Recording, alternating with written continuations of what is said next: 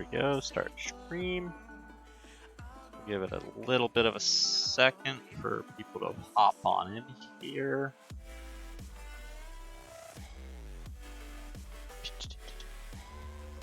Let's see.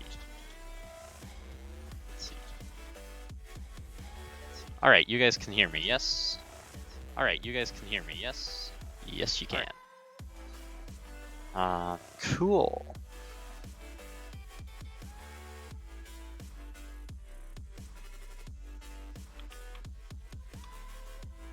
So, content has started. Catch it live. Bada bing, bada boom. Oh, just like that, we got some viewers.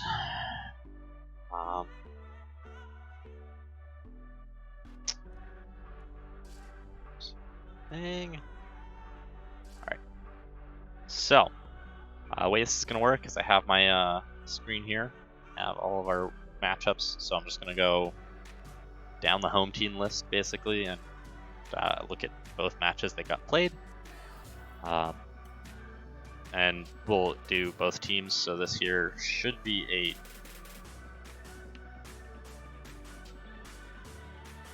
I believe it should be that.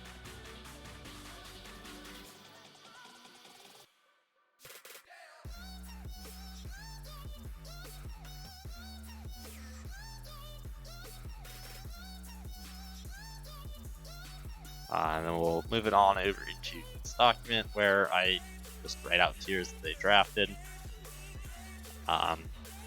for each game, which actually I should do this numbered list.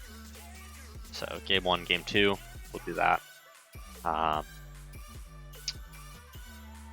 Once we do that, then should be pretty good. I'll do a little sentence below, and then I'll put this document also in community content. But, you know, I figured I might as well get some chat interaction while I do this. We're going to start off here with this. Go ahead and look at the Dota buff. Also, I have a dark view on. So, getting right in here, they are Amused Roar. They're up. This was against K-Said Pisces. So somehow, Feed George team lost something. So right off the bat here, I see Pudge, Underlord, into Rubik. I really don't like this, I'll be honest. Go ahead, grab the Rubik. That underlined Rubik, comma. Enemies go ahead, then they pick Mars Snapfire. I like this. Oh, is this week? I don't give a shit. Anyway, who cares about the weeks? I can adjust that later. You know, I see this really solid here. Good synergy. Mars Snapfire. Doesn't matter really the order you're gonna pick them in. 6, 7. So actually, you know what I should do? Come over here.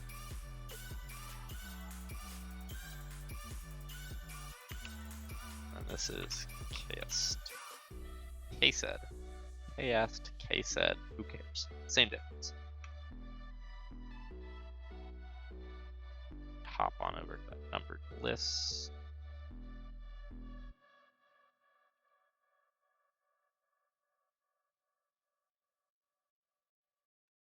Which, for the sake of everything, go ahead and 16 for everything. So then we go here into Mars Snap. I'm gonna be honest, you see this Mars Snap and then you pick Naga. This is absolutely terrible.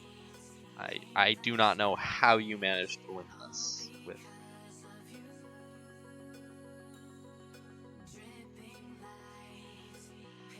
I don't see how it's managed to work.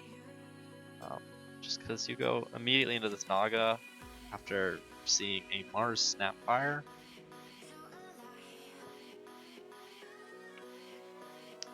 Really good wave clear here. I'm to be honest, I don't look at Mars Snapfire and go, yeah, I want to pick an illusion, bro. Out the Jug, the Lash, the Timber. Yeah, that seems pretty solid. Looking at what they want to play with. Something that synergizes with that Mars Snapfire. Both of those do. Jug just pretty good against the Rubik. We see this Slardar Sand King Night Stalker. Yeah, those are all things that Snapfire really just doesn't want to deal with. I'm guessing that there's some targeted bans in there somewhere. Immediately into this Dazzle pickup.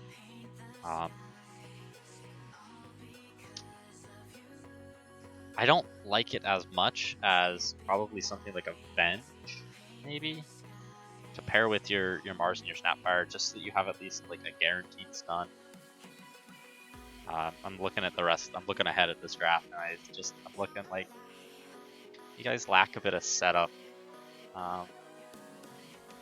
Setup for these stuns. I mean, Spear, fairly guaranteed, but even then, it can be hard to hit. You might misclick it. But Dazzle does at least give you some pretty nice heal.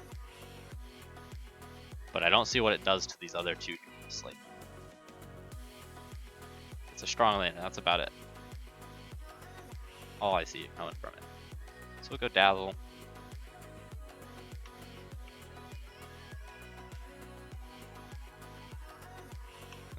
These guys, immediately after that, they see that and they go, oh, well, let's get another Wyvern. Get another of these big AoE team fights. Has a nice wave clear. Pretty decent at being able to use that extra vision and flying to scout out that Mars, trying to cancel his blink.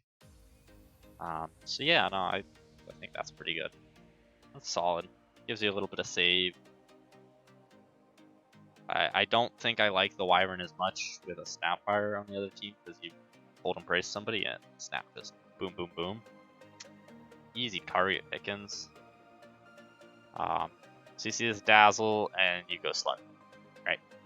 It's the one good thing here. Slark doesn't care about any of these 3 heroes so far, because he can dispel everything that they have. Sure, they have a decent amount of AoE, but once you get that Axe, especially if somebody's Dazzle shielded, you just get so many Essence Shift stacks. I do like this Slark pick. That's probably what saves their draft in the end. Let's see, yeah, Slark had a pretty good game.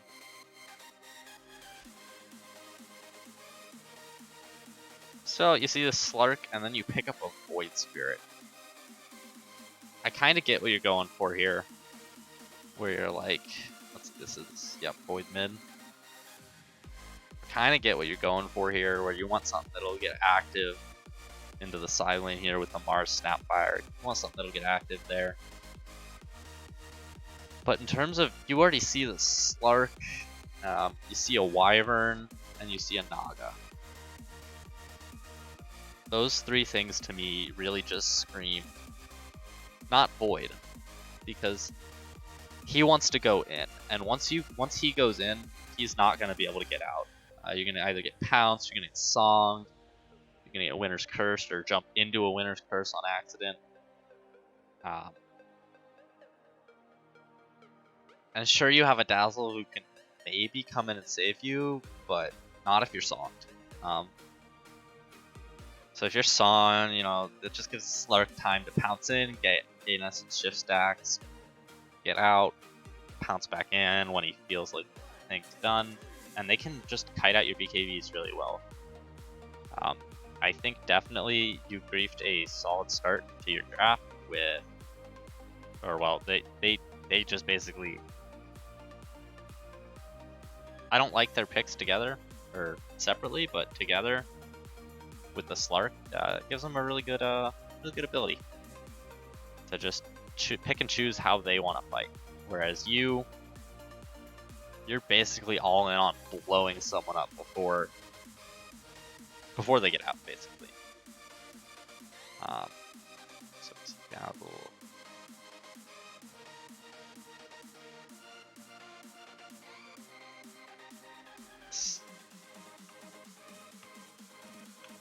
So coming down to these last picks, you see that they probably want a mid, so you're banning out those mids and really make Void Spirit's life hard.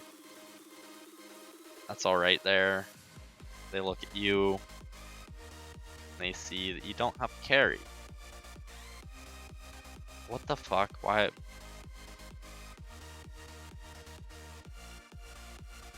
Look at this guy's profile.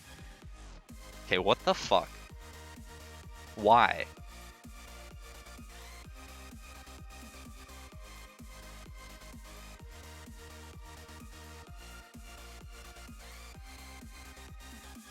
Is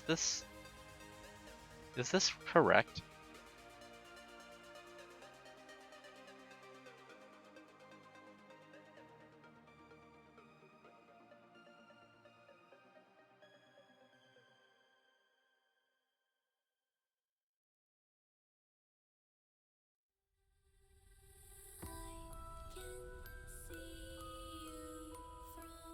I'm so confused. Oh wait, no, these are. Oh yeah, that's right. These are the weak things. Website isn't updated.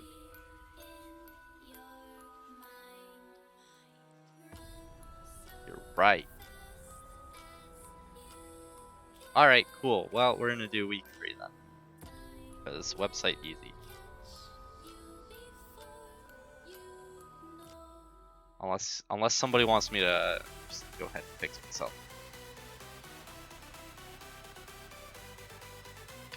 You know what? I will. So ignore what I've been saying. You know what? I'll at least finish this one out.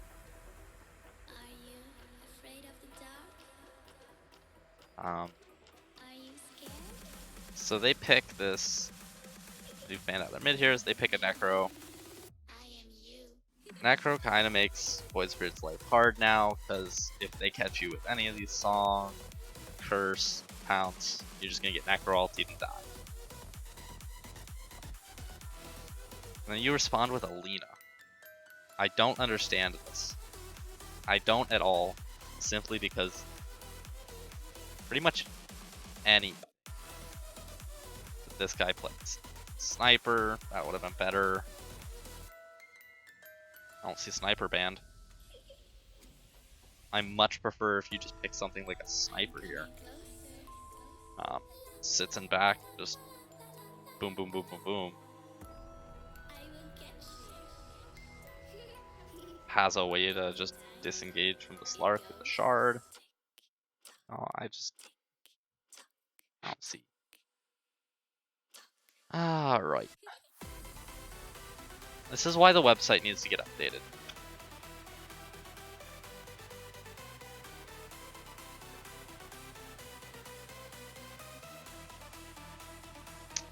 Alright, so in that case, we're gonna go through a double hoop step. Go to somebody's Dota buff. We'll go Snick's game first. Alright, cool. So now we have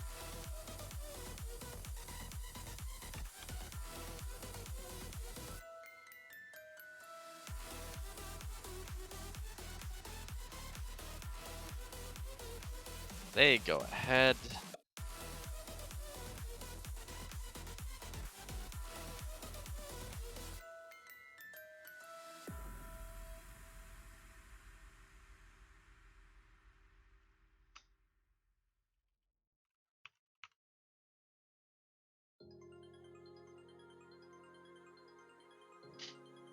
And top. Bada bing and bada boom. See this Enigma ET, Rubik, Undying. Alright, yeah. This is fine. These bans are fine. I'm okay with them. Definitely don't know why you banned the Elder Titan over one of Dawn, like something like Dawn that Toppy loves playing, maybe even Rule Ammo Wind Ranger. Rue Wind is kind of insane.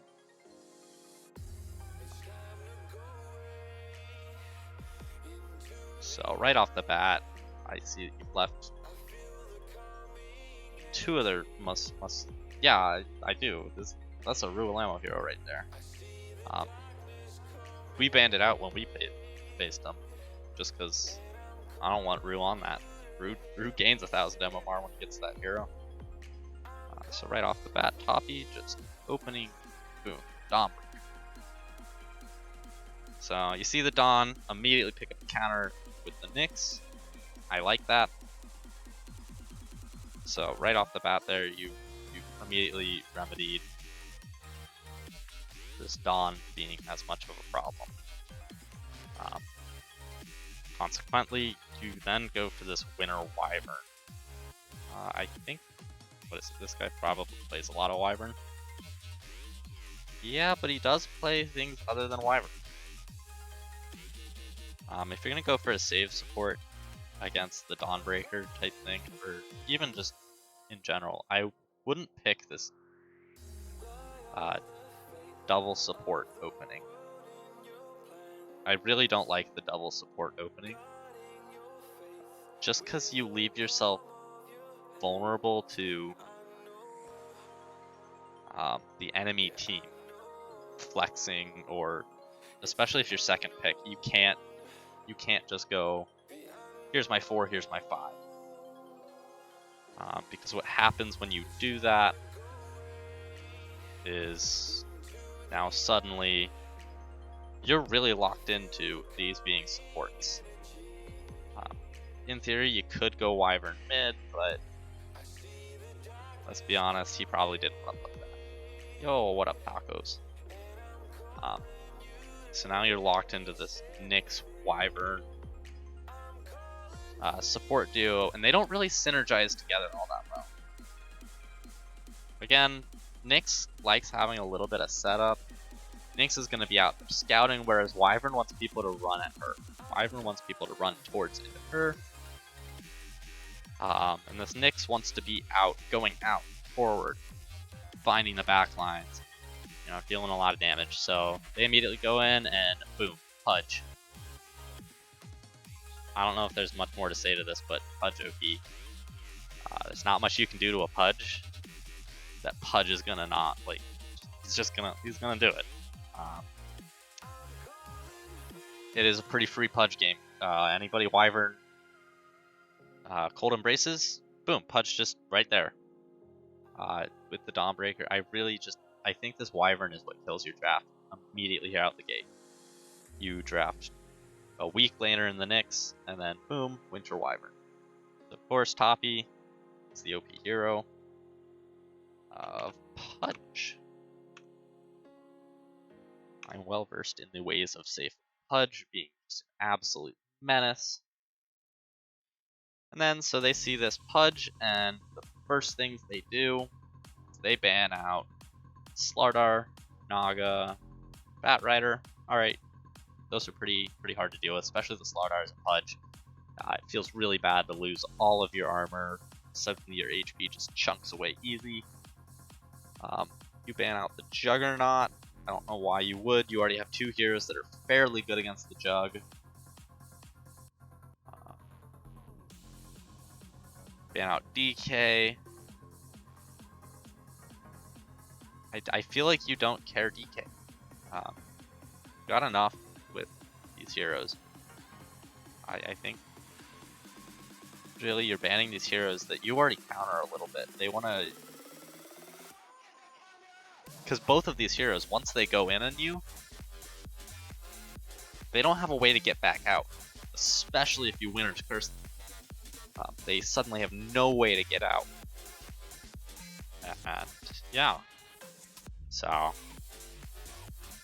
the only exception here would be the Drow. You don't really have a good way to get on top of the Drow other than Nyx. Even then, still don't see it. You definitely could have. spot a bit harder about your bans. Not important.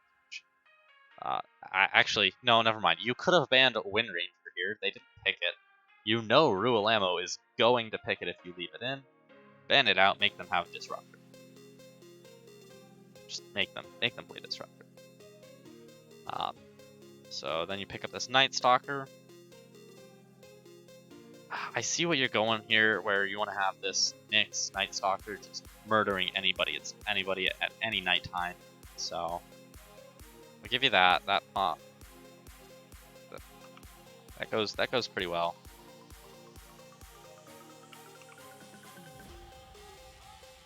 So we have fairly solid here in the Night Stalker pick. Strong usually lanes pretty well. The one problem is he's going to have to be hitting this Pudge, and for the first 5 minutes, Pudge is going to be absolutely dominating that lane. Especially because you are now double melee into Pudge. That is Pudge's favorite matchup, is double melee into him, because he just buys starting ring of protection type thing, and now your clicks do nothing to him. So I think definitely thinking about the fact that this Pudge is probably going to be either mid or safe lane. You just don't have a strong lane partner, which I think is why you changed it over to the Winter Wyvern. So you maybe have a little bit stronger, but even then, now you don't have a way to stop the Pudge just walking at you on the Night Stalker. So as soon as it gets Rot 2 and then Flesh Heap, well, he can just walk at you guys and shackle from Rue, and suddenly you're gone. So leaving the Ruel Ammo win in, definitely a bit of karma for you guys. And then I think this is, yep, Support Gyro, one of Bob Ross's specialties. The man loves it. Now you have ranged hero with melee hero, both of these side lanes. You have really good setup with just as soon as Gyro Rocket lands, because it most likely will land on your safe lane. Suddenly Dawn just comes in, boom, you've done a ton of damage. I've got the move speed slow. I really like this Gyrocopter pickup. Yeah, just overall really good. And you see the Gyro, the Pudge, the Wind, and you pick up the Clinks. I think in most cases this Clinks pickup is really good. Unfortunately, you lack some stuns. That's the one thing, is that Clinks, while he's barraging, he needs the enemy team to not be walking at him. And right now, the only way to keep them from walking at them is to make them invulnerable with Winter Wyvern ulti. Or maybe a godlike Impale, but it's unlikely that Nyx is going to get that. Sorry, Gordon, but I don't think that you're going to ever be able to consistently get those. So with this Clinks, I think you've locked in your fate of really weak lanes. Nyx Clinks, it's so weak. The enemy Dawn and Gyro, they're just gonna walk at your feet. Like, they're just gonna nom eat every single body that you just shove into that lane, and you're not gonna be able to farm as this Clinks. That's what I'm looking at when I look at this. Here we have, you ban out, looking at the mids, so you're probably banning out his mid pool. I don't know explosives mid pool. Oh yeah, he plays a lot of Hoodwink. It's not really much of a mid player, he's actually more of a safe player. But at that point, you know, you ban out things. Since you're looking to put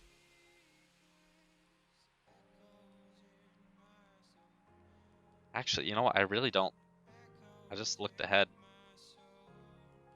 So you see Hoodwink, you ban out the Tiny. Yeah, those are both gankers that are gonna come and immediately just blow you up on those side lanes that you're already having a rough time in. They ban out the Sniper and the Skywrath. since you're also looking for a mid.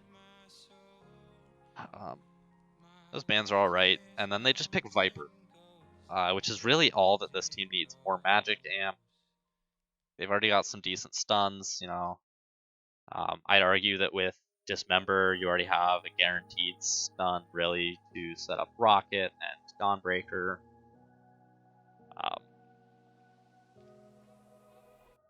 So Viper, he gives that slow. He's gonna most likely win his lane. And actually, I'm looking at this pool here. Viper as a hero gets dumpstered by, I think it's like Lena mid.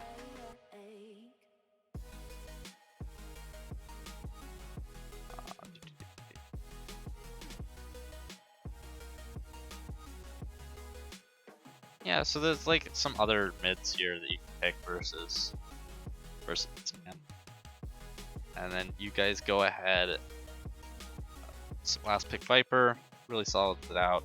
So good move slow. Move slow means you're probably gonna guaranteed hit the Dawnbreakers, smashes, Starbreakers, Dismember. You're amping the damage of this Pudge, this Gyro that are both getting amped. So altogether, really solid lineup, especially once Wind Ranger gets Axe Shard. Yep, he does go for. Rue, if you want to tell me, when did you get that Axe Shard? It's not shown. Do you remember? And then you pick this Weaver on Gordon team. So Gordon team, I look at your Zero, you have really weak side lanes. So you want a mid that's going to be able to come gank and get kills. All in all, they have banned only one mid that ganks and get kills, and that one mid is Skywrath. That's the only mid that they banned out on for you that's going to gank and give you guys kills. I think you pick a Spirit here. Storm Spirit might not be the best. Actually, wait, no, Storm Spirit would be amazing because you can just sip on somebody, immediately kill them. Not the best versus the Viper in lane. You got these things like Lena. You got the Void Spirit. Void Spirit would be kind of grief into Viper again, but as long as you hit 6 before Viper, you can win it. Get your bottle. I think this Weaver last pick is what really screws you. Now you have really weak lanes, and your mid is gonna farm until he gets his first one. Which we see. Goes for this Falcon Blade, treads, Wand into Deso.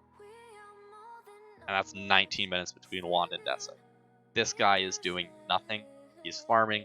Clinks can't do anything without farming. Clinks is already going to be taking up pretty much all the space on the map. And I think that you really grief yourself by getting this passive hero on the Weaver. Because if Weaver goes in at any point in time, he's just gonna die. And you have to hope for this Night Stalker to have a good lane. Night Stalker is not gonna have a good lane against Pudge. And it's Pudge plus stuff. With either of these supports. So because you locked yourself in with these supports, suddenly you don't have, like, I think I would like it better if you swapped the roles of the Wyvern and the Weaver. Make this a pause 4 Weaver and a mid Wyvern. Mid Wyvern, you can actually somewhat deal with the Viper. You just Ice Blast the wave, or you know, you get what I mean there. But yeah, I think definitely game 1 there. Draft overall just goes to Toppy. Got 3 of these insanely tanky heroes that, since you guys are spending the first 20 minutes farming, there's nothing really that you're gonna be able to do. So, see, net worth advantage just skyrockets all throughout the game. You have a few power spikes where you get that light mirror, so Dire goes back a little bit. But all in all, I just see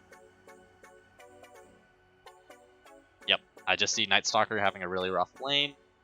Wyvern, again, real rough. That's already right there. Probably like 3 flesh eat stacks in the first couple minutes. Doesn't seem like much, but it adds up over time. Again, you've got this Weaver who, until he hits level 6, can't trade it all with the Viper. And down bottom again, you've just got this weak lane. If they just run at you up top, again, they're just going to run at you anytime they can. Dawn, Toppy's going to definitely overextend a couple times, but you much prefer the Dawn overextending rather than, because you're getting kills for it, is the thing. So you're all right with that. And overall, you just see, yeah, it's not gonna work out for you too well.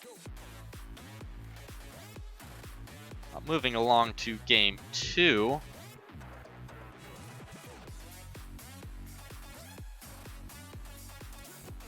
Oh, the Ursa was still in the pool too, as well, that last game. So I think, even though they banned the Slardar, you can pick up the Ursa rather than that Clinks. And I think you have a somewhat better lane, because you can actually man up slightly.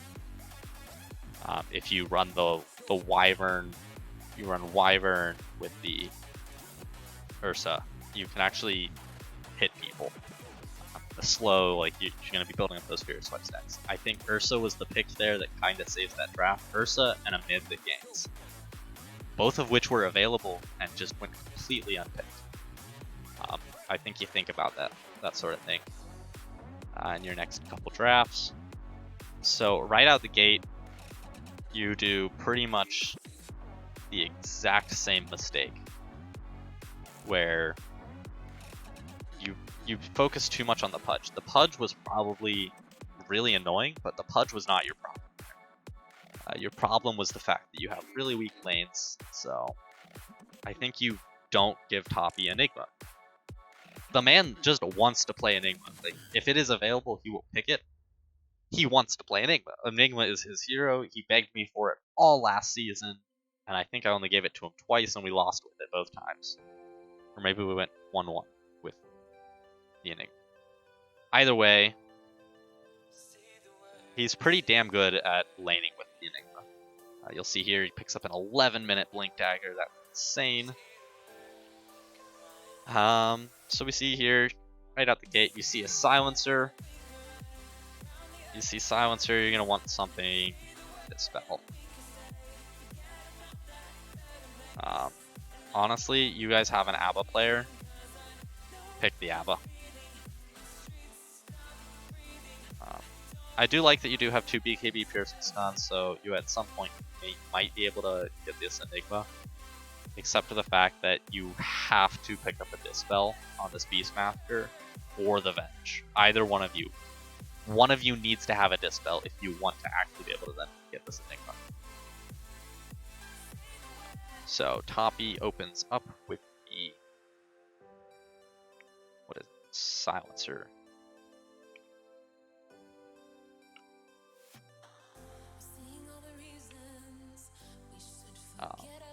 Where you get Venge. Venge Beast. Although starting off here, you do have a much stronger lane at the start. So you fix kind of that laning stage weakness that you had before. Helps out quite a bit with what you were doing. So I will say you're going to actually push towers this game. Scrolling down, I see that you guys do in fact take some more towers this game, which is pretty darn nice, if you ask me.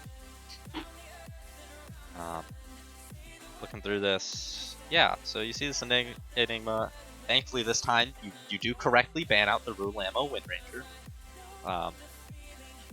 The next thing that you can be absolutely certain they're going to pick to ban out the Wind Ranger is, boom, Disruptors. They're going to pick the 2 heroes Rue plays. He doesn't play anything else. He plays those 2 heroes. That's about it. I just realized that this is probably going to be a very long stream if I continue at this pace. Honestly, I don't care too much about the ET. The ET, it's a little less scary because then Rue has to micro, and I don't trust Rue to micro that well. And then you ban out this Troll Warlord. I don't see it, but who cares? Bans don't mean too much.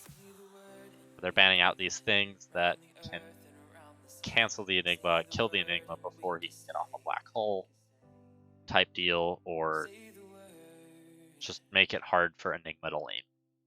And they pick up this Disruptor after they see a Skywrath. So right away, you do have better just pick off potential right now. And you have pretty damn good vision to help see things. However, you see this. Oh, believe me, Chaos. This is not going to help you drafting against me because I'm not the one making decisions. That's my teammates. So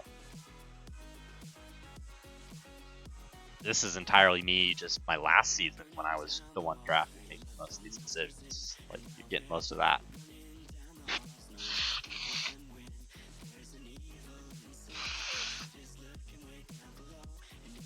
Alright, so continuing along, we're going to go a little bit faster here. So we see the Skywrath. We pick up a Skywrath. I like it. Just because you now have decent bit of, like, you can go and you can pick people off these sidelines. You swap them into Venge Stun or swap into Roar. You can really easily catch somebody out of position. I like that, and then immediately burst them. The one thing I'm seeing, though, that you kind of threw with is that none of your supports, or anybody really, or your Beastmaster, nobody went and got Dispels, except for your PA. So everybody else on your team is getting fucked by global silence. The only thing that you have to do against that, killing him first.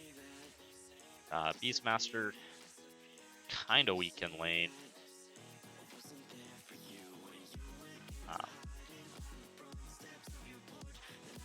How do they run it? Yeah, they just run it so that the Beastmaster doesn't have any way to win. Beastmaster and a Sniper, pretty good, so they dodge. Good lane setup. They pick this Disruptor Sniper combo. Just really good setup for Black Hole. Sniper's solid laner, and he's gonna be able to. The only thing really that he cares about is getting swapped. So as long as he sees where Venge is, he feels pretty safe to fight. Level 1 swap range sucks, so he can just do that. He knows he has a global behind him. He's got this Disruptor and an Enigma to come follow up. So I really like you try and go all in on the Sniper, and suddenly his team, massive team fight ulti, wipes you out. Everybody's all in one place because of Disruptor, or they were trying to blow the Sniper up before he gets out of there. And just really, really solid draft out of here by Toppy. Disruptor, Sniper, and then you guys, Gordon, you guys respond with a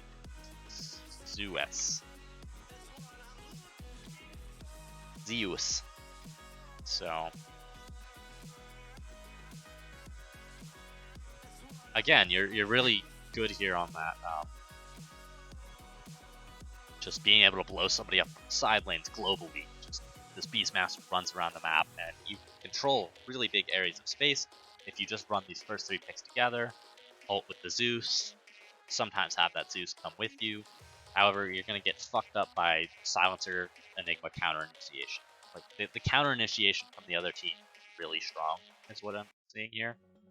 They just press global, and suddenly now you're stuck on these heroes. You're just stuck. You're in.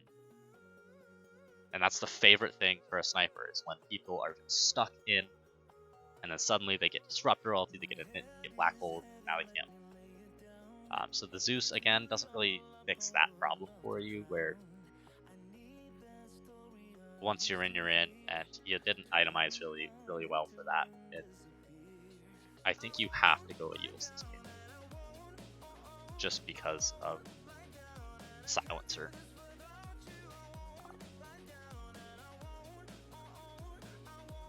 So ban out the Ursa, ban out the DK. Yeah, those lane pretty well into the Beastmaster on the Ursa. DK lanes decent. Zeus, good there.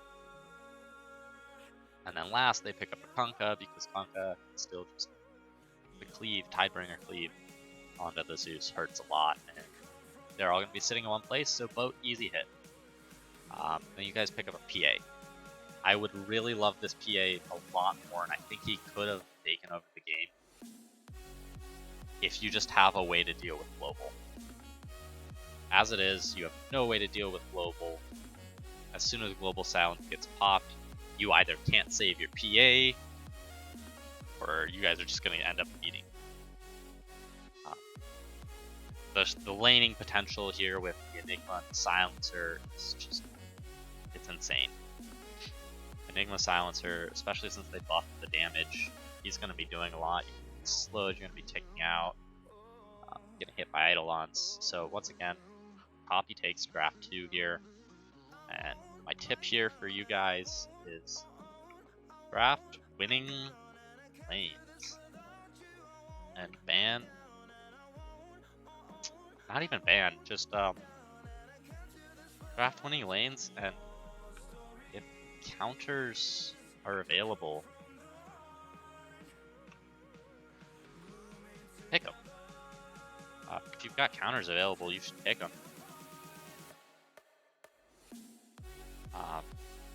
So then they end off things with if I was to give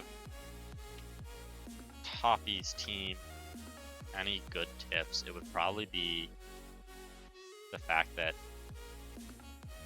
you have all these heroes here, but nobody other than the Kunkka wants to step in front. So the only reason this works out well is because they lose lane so hard on the other team that they physically just can't do what their strategy wants to do, which is run at you and gank you, just blow you up.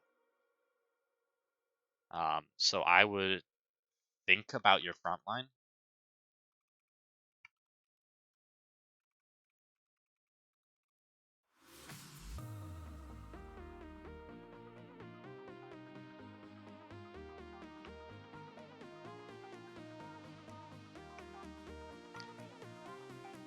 And then ban counters. Because I think the thing that really almost screwed you guys game 1, that thankfully the enemy team didn't key up on, is the fact that you left Ursa in the pool. Ursa fucks Pudge and Dawnbreaker and Viper really hard.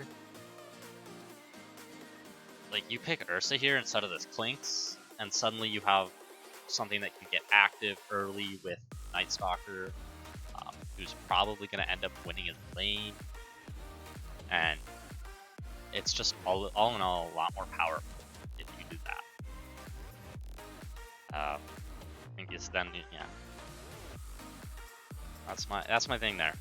Poppy should have lost game 1, but Gordon just some pretty bad drafts where you don't win your lanes, or at least trade even.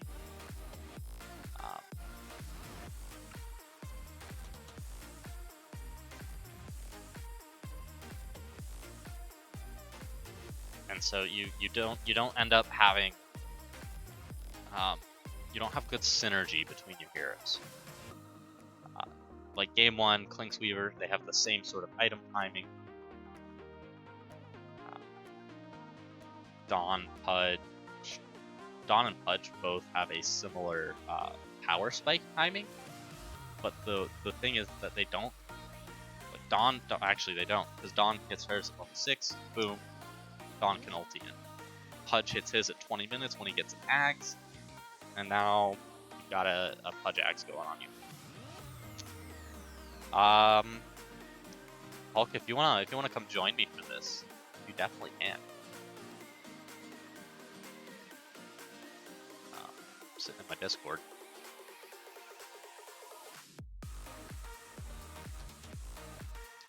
So if you wanna come in here, add your tips here, feel free.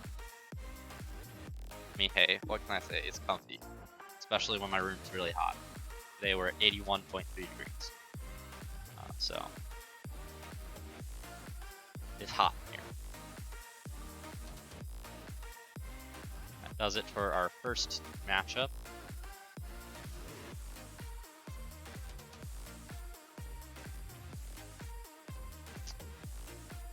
You know what? I'm only gonna do four series. Yeah, that's fair. Give us the bulk opinion.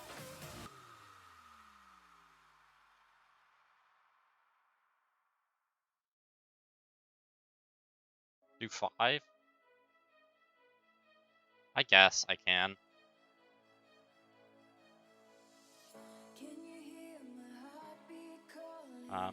I'm thinking about time because that took me probably like 30 minutes. 30 minutes just for one series. This will end up being such a long stream if I do that. We'll hit those purge numbers during the stream. So I think we'll just do half.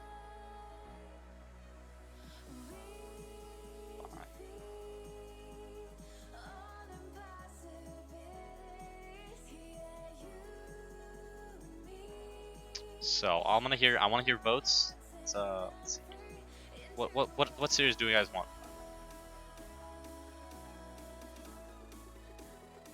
What series do we want to watch next, or get talked to next about? Big Al Mercy. All right.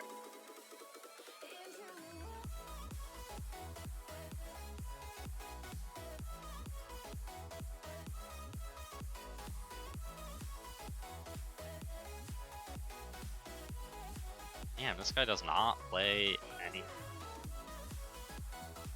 Big Al does not play very recently.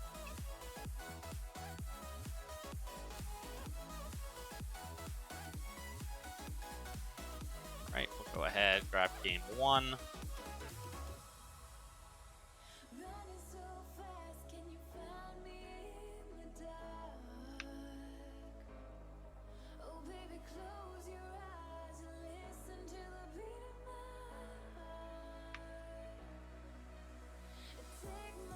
Does Hulk actually draft? Not what it is.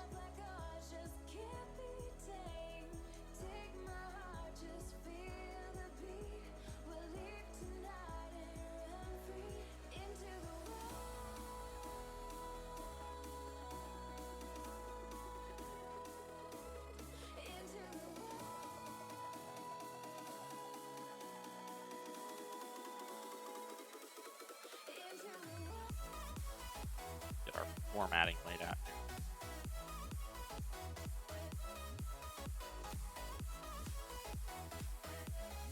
Drafts versus Skater? Okay. We can do that one next. We'll do that one next. So, Mercy.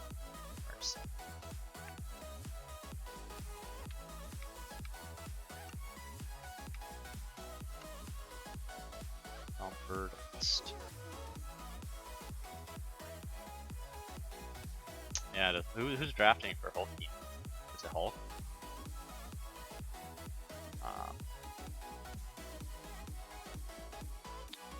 Alright, let's see. So, Big Al team, first pick. Second pick. Coming right out the gate, ban 2 of the Bitter Fighter gives this patch. Undying, Bounty Hunter, ban out Big Al Sand King, and I believe Bottle Rich Doctor, something like that.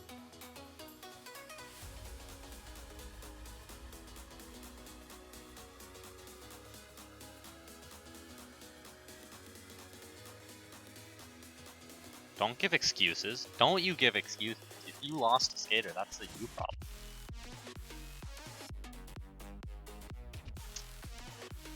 So Big Al Sand King definitely nerf Big Al. Again, you see here, as soon as he's not playing Sand King, the man goes 2-12. So dude is pretty based here. I like coming right out the bat. They pick this DP up. DP pretty solid. Good flex. You can flex it around wherever you need it, or off lane. Even pause 5 can work. Immediately after, they pick Silencer Lina. I see. EP 2.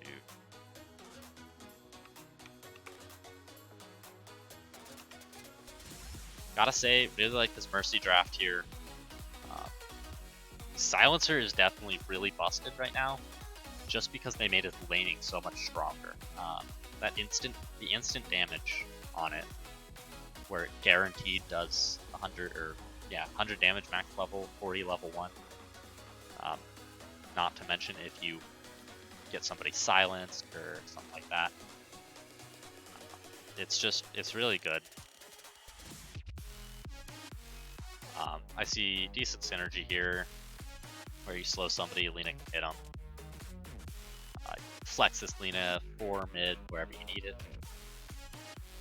And then they pick up the Zeus. I'm gonna be honest, getting these 2 heroes here who are really reliant on spells and are suddenly gonna have to buy dispels, which Zeus doesn't. I think that's the second grief I've seen now against a Silencer, not buying a dispel. You need to be able to dispel Last Word and Global. You need to get rid of the silences as a Zeus, because as soon as you are no longer casting spells with Shard, your damage output just falls off. It tanks. Really bad. I really like the Lina pickup. She's a solid mid laner, not much to counter her. Ban out the Dusa. You ban out a Night Stalker. Night Stalker good against both of those heroes. Yep, you can cast spells while you're silenced. If you can't undo it on yourself, well, you're fucked. Ban out Spirit Breaker. Ban out the Pango. They're all fine. You're focusing to ban out the probably Sinister heroes. Maybe this Bane of Selvaquius. I don't really know who's who on like playing this Lone Druid. Lone Druid is really busted right now. It just feels so hard to kill him. Mozart, yeah, okay, Mozart Lone Druid, absolutely. He gains MMR on that. And then immediately you pick up this Tusk. I like it a lot. So you go eat Zeus, and then we pick up this Tusk. So what I see from here is now you have Alina, who can sit in the back line, the Silencer who can sit in the back lines, and you've got this Tusk to come snowball save them if they get gone on. He can go in first, knock somebody up with a kick, good setup for the Lina stun. I really like it. You see this Lina, so you're assuming it's mid. Mercy team or Big L team just goes ahead, DK, fairly solid, but I think that versus the Silencer and the Lina, you have a hard time. You go in and you don't have enough damage on your own, and you end up sending the Zeus mid, which I think at that point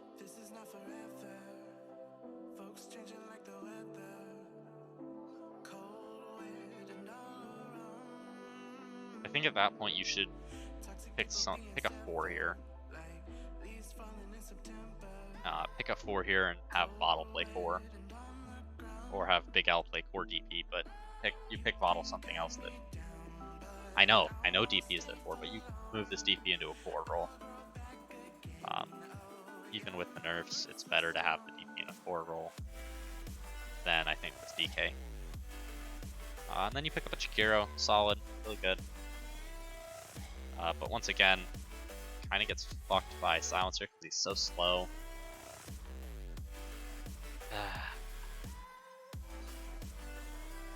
All these heroes are really slow except for the DP, and you have a decent amount of slows with the Tusk and the Silencer. They come around, pick up a. So you go DK into I believe Chikiro.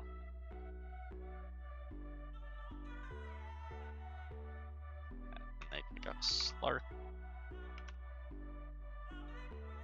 Feels like Slark just has a free game. He can dispel any of the things that get on him. He can dispel the Death Prophet Silence if he's intelligent enough to use it before the projectile hits. He can ulti onto Zeus or pounce him. Zeus is going to have a rough time against the Slark.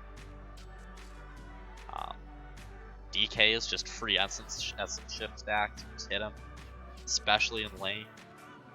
So I think that at this point you see the Slark, you go, oh fuck, move the DK to 4, have him buy Meteor Hammer, you know, do the Meteor Hammer strat, and then you have Big Al play the DP.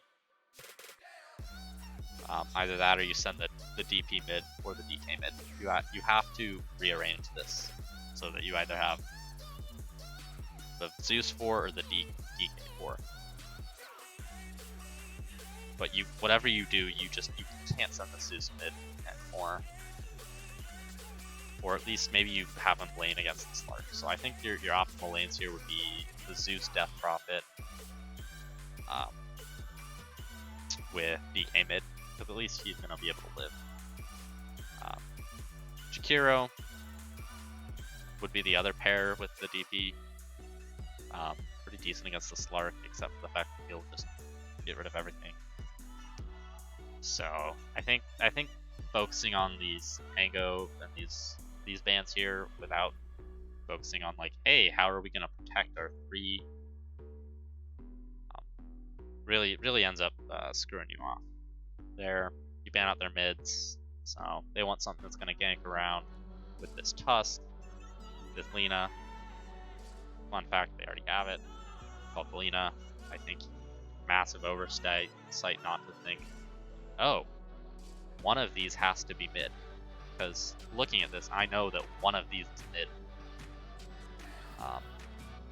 Just right off the bat.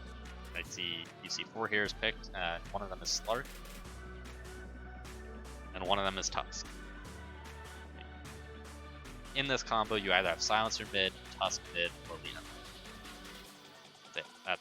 That's what you have. They see the enemy team definitely lacking the safe lane, so they ban out some of the safe laners that are good against the Slark, which are illusion heroes. Even then, not as. It's just the fact that they can man fight you even through your ulti. I think leaving the Clinks in over the TV, I would have rather you see ban something like this Clinks, who has this AoE just burning barrage, but whatever, works out for you. And then they pick up Clinks here.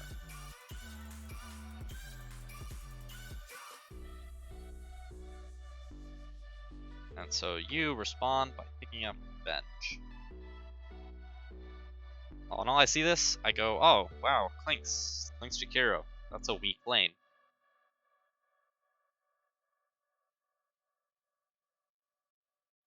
Yeah, that's what I like. TB is not that great against Slark because you can't sunder him usually, and he'll just essence shift you. Naga can be,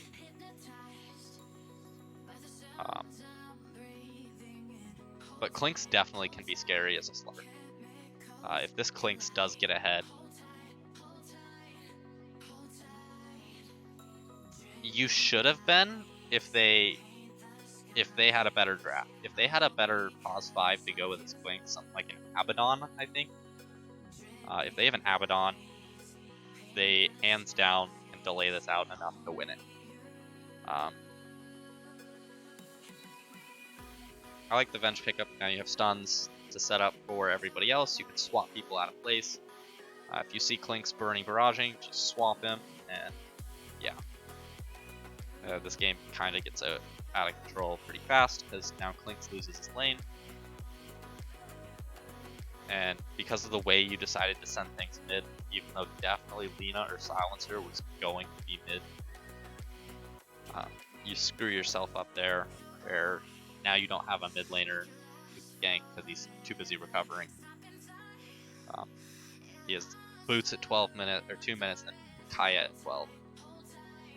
Oh yeah, no, let's pick Venge off. Pretty alright, because the fact that now you have everything you need. Swap people out of place, let Slark just go on one person at a time. Try and kill the Venge. Now you have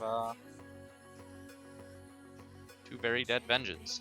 Or 2 Venge, and then you have a second Venge.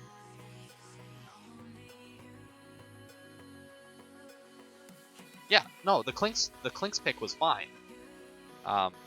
The only problem with Clinks is that you have to recognize that Clinks is extremely weak at laning, and you cannot pick him if you don't have somebody who can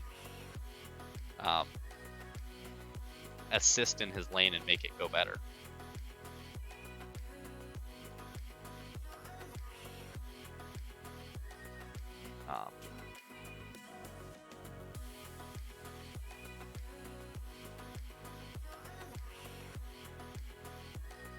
So coming in here, we get this next game where it looks like there's a stomp once again. So pan out. I don't like this. I think your big problem. You should not have PL'd either. I think PL is absolutely dumpstered by Flark, because if you pounce him, you will catch the real PL. It goes through illusions. So the Clinks is the really good pick. I think your opening bans here, changing them up so much, where you ban out one of the heroes, I believe that you took yourself, yeah, ends up hurting you guys a lot. And leaving in the Silencer. I think Silencer would be, yeah, he can. He definitely can. With the follow-up. Not banning Silencer here really screws you up. This last game, Silencer is something that as soon as you go in, boom, Silencer ult. I can't keep running because DP is the only one doing damage.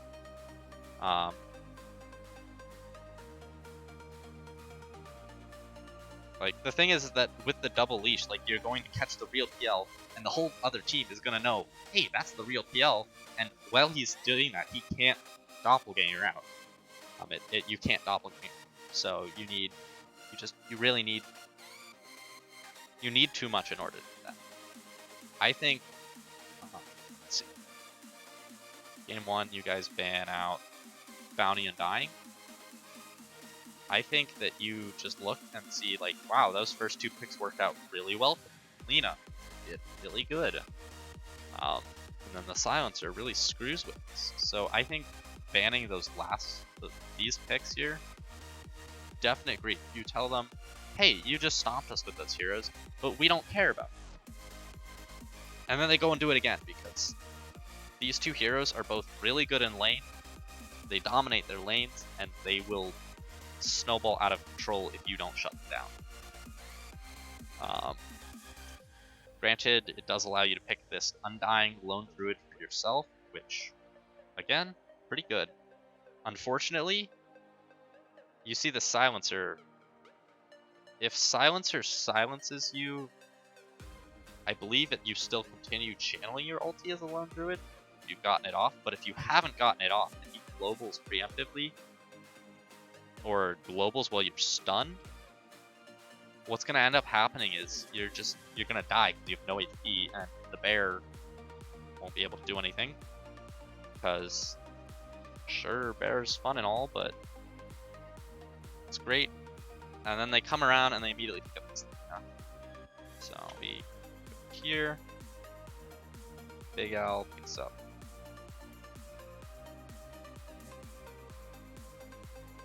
Dying Lone Druid.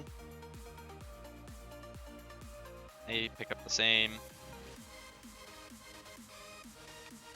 Silencer Lina. The big thing here is that Silencer, boom. Once you have the Silencer, that's really easy laning. He just deals so much damage in the lane if you don't have a Dispel. I think as soon as you see the Silencer, you pick something like Ava. Especially because you didn't ban any egg hitters, or tombstone hitters, I mean. They can just pick immediately a tombstone hitter counter. If you're gonna do this, at least ban out the tombstone hitters. Yeah, okay, it is, yeah, as long as you can get it off. But the thing is that if you get, say, roared or charged, yeah, you're gonna get jumped. Going back to the picks that we're on. You see this Lone Druid and the Undying, pick up Lina. Lone Druid does actually do pretty decently against Lina, if I remember correctly, because as long as you get your ulti off, Lina will not be able to kill you, and your bear will kill the Lone Druid.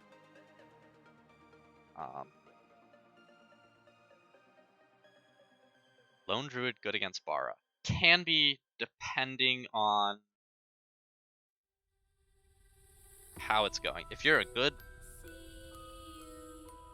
Lone Druid player and you can micro the bear to roar before, like, especially once you get shard. If you get shard on the bear, you just roar and suddenly he does nothing to you. Ban out these Lina counters mid, who build these dispel items, who definitely would get not talked by silencer at that point. And you guys over here on Mercy team decide to ban out some of those more problematic heroes that hold. Immediately coming out the gate though, they pick up this bar, gives them a good global presence.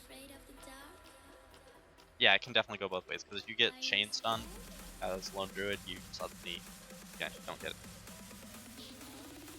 But yeah, you can usually lane pretty well into that. So, they see you pick Grimstroke here. I really like the pick with the Lone Druid, Grimstroke. Really good with the Lone Druid. You absolutely run at people with the bear and they die. It's pretty fucking terrifying. The Spear Breaker then, I like it. You have something that stands out front. And can get on top of the Lone Druid and can get into these backlines, just really causing chaos.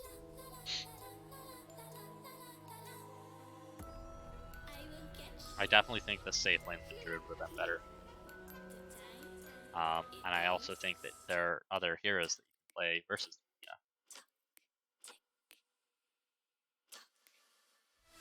Lina.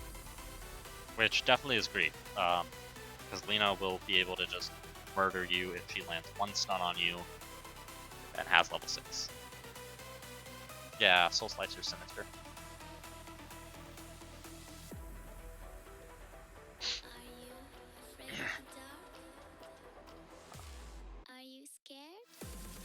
So them come in.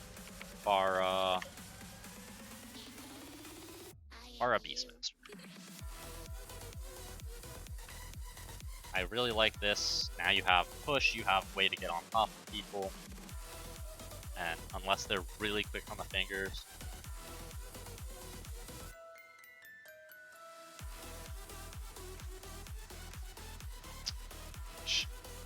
Alright guys. Anyway. Back into this. Bara Beastmaster, pretty solid. A bit weak laning together. I think they end up putting. No, they do. Bara Beastmaster.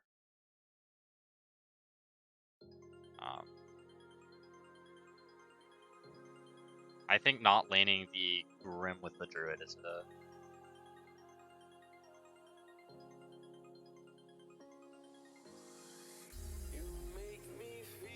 Not putting Lone Druid with the Grimstroke is really hard, because then you don't get easy free kills in lane.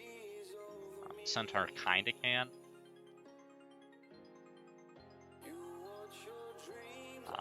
Yeah. So then Big L Centaur.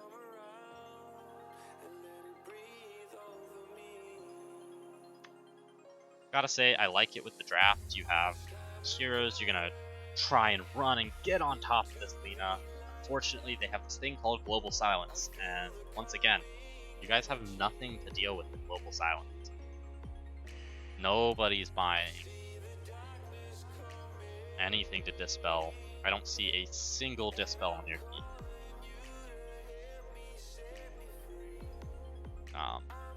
I don't see a single dispel. I think people not going dispels against Silencer is griefing their team.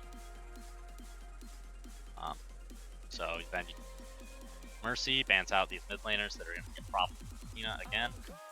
they can treat the jungle and farm. And yeah, definitely if Bottle wants to get farming, like make him farm. I definitely think last game. And then they pick up this Luna, really solid, all in all. Luna can kind of man up, has these people in front of her. Somebody gets bored or bar ulti, she just drops her ult. Just a lot of magic damage, can kill Tombstone.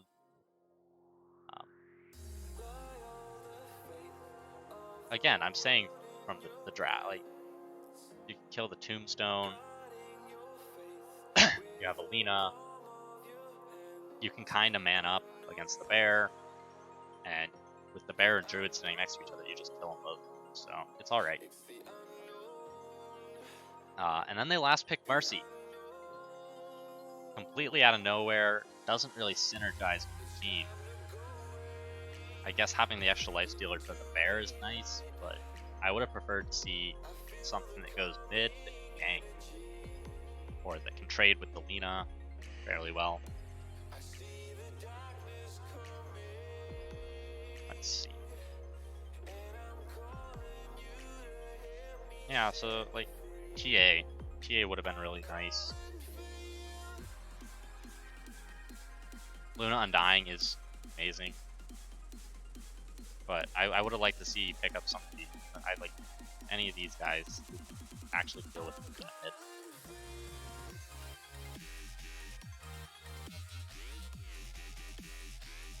So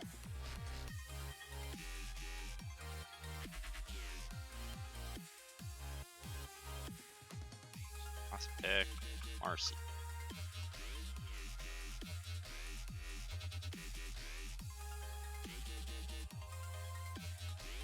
This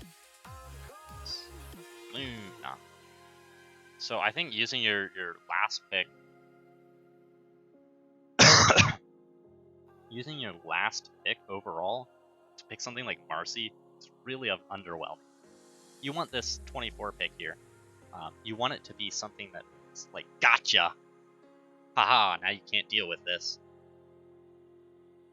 Like Huskar. You know, shit like that. You wanna cheese them. You already have the lone druid, might as well just double down on the fuck you, try and kill me.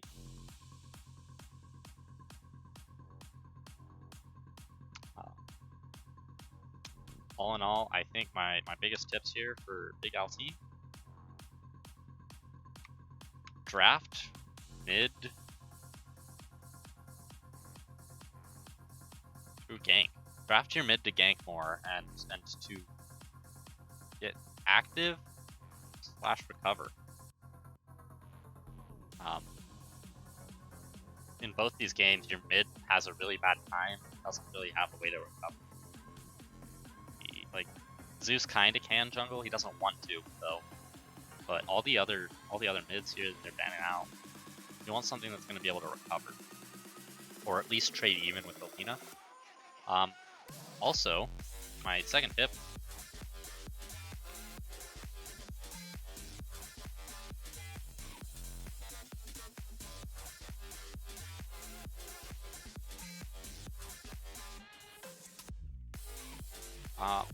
You know, if things are fucking you up, ban them. Like, this, both games you get really fucked over by the Silencer Lina, who, again, he doesn't have as much impact this game, but he still can. Anytime that you want to fight, like, anytime that you want to go forward, he just globals, and now you have no counter initiation. That's what it is. You see this Hulk runs in on the Bara, and then somebody else runs in behind him, and you global right before that stun from the Bara is about to end, and now you have no counter initiation. You can't save the person going on, and they have enough burst that they're just gonna blow them up. So what I see here is that you have a problem with being run at. The Silencer makes it impossible for you to defend being run at. Normally, I think if you ban the Silencer, you have a 50-50 chance of winning the game, at least a little bit. You have a much better chance at least. Even sending the Marcy mid and using that ultimate farm. Mercy. Mercy team. My suggestion for you is, you know,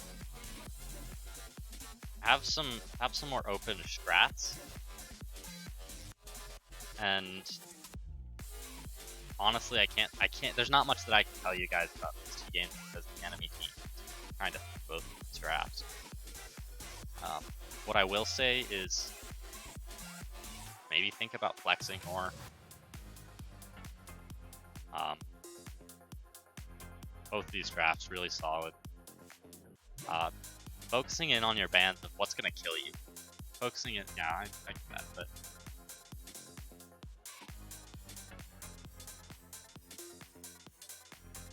bans on.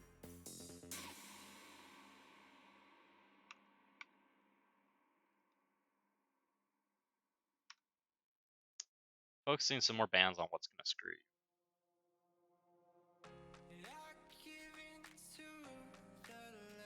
Because if they had drafted better both of these games, like this Clinks could have ended up screwing you.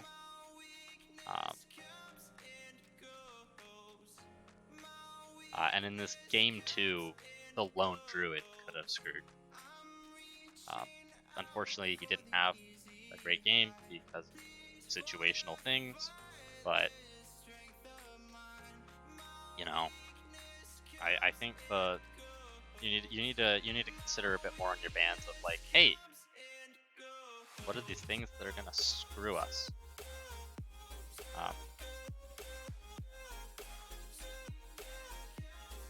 Yeah, I mean, that's perfectly fine. If it's up, like, it can be, because you can just attack the hero, but the thing is, like, you know, bear, it depends. I think that's a skill-based matchup. Anyway, that's about all I have there.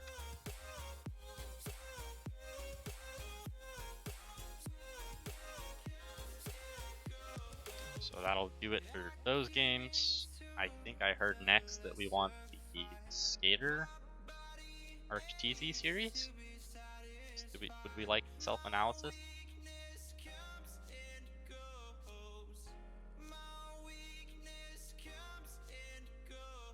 Or actually, I'm gonna go grab some more water because my throat is getting dry. And when I come back, whatever I see chat the most, that's the series I'll go to next.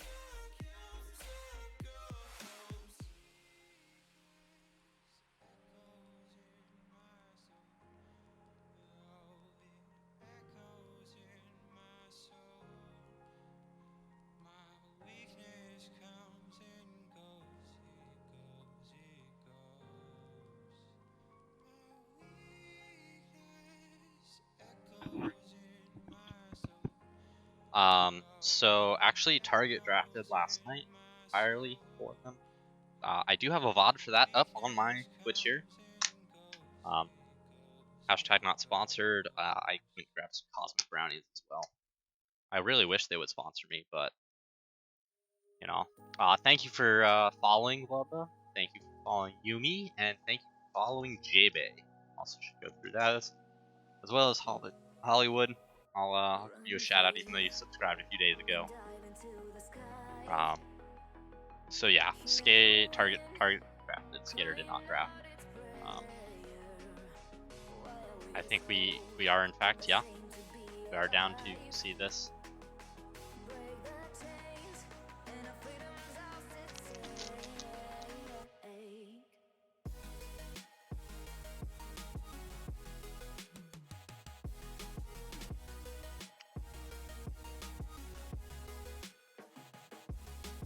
Man, I do love cosmic brownies, bro.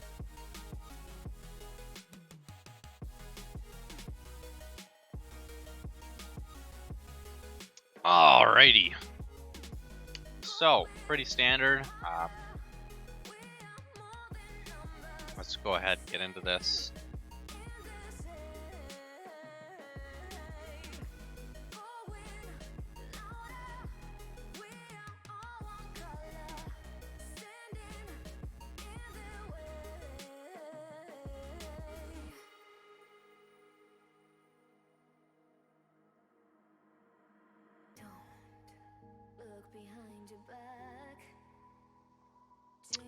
And then Skeeter.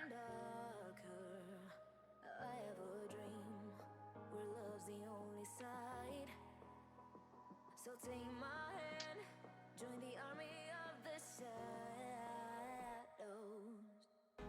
Going harder, we are more than numbers, standing in the shade. Going louder, we are all one color, standing. All right, let's go ahead and get on into this. So, immediately out the gate, we won flip, so we take ourselves second pick. Because, yeah, it's just really fucking fun to play second pick. Just, you know, that's just how it be. Alright, Welba has requested his team next. So we will get that next. So, pretty standard. People ban out Estradi. Beastmaster Visage type things, you know, she likes her zoo. It doesn't matter. You can ban it however you want. We will still win. You can ban the zoo. We'll just find more zoo. So, Manatee, give him his solid. Shakira. Can't go wrong with it. After we see them pick Undying, ban out the Tusklina because Beano Tusk absolutely sucks. If you are playing against Beano, do not give him Tusk. Tusklina, Lina just sucks to lane against. Wins a lot of mid matchups, especially now that the small camp is gone, even though she benefited from it in lane dominator. So get rid of that. And then we see Undying. We're like, okay, cool. We don't give a shit. We'll just pick things that can at least survive the lane, hopefully, and we'll murder him later on. So you get Shakira, Slardar. Slardar pretty darn decent against Undying. We knew that Beano was either going to pick the Bara or the Bounty Hunter. We knew that. Thanks. Thank you, Hulk. Shout out to Hulk for giving us that. See, Chaos, you think that, but we can also just not draft like this. I feel fine giving away these draft secrets. They're not secrets. It's common sense of, hey, how do you draft? Well, you consider these things.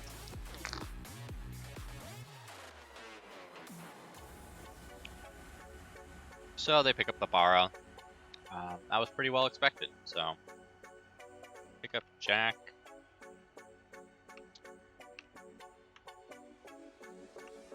Here's Slardar.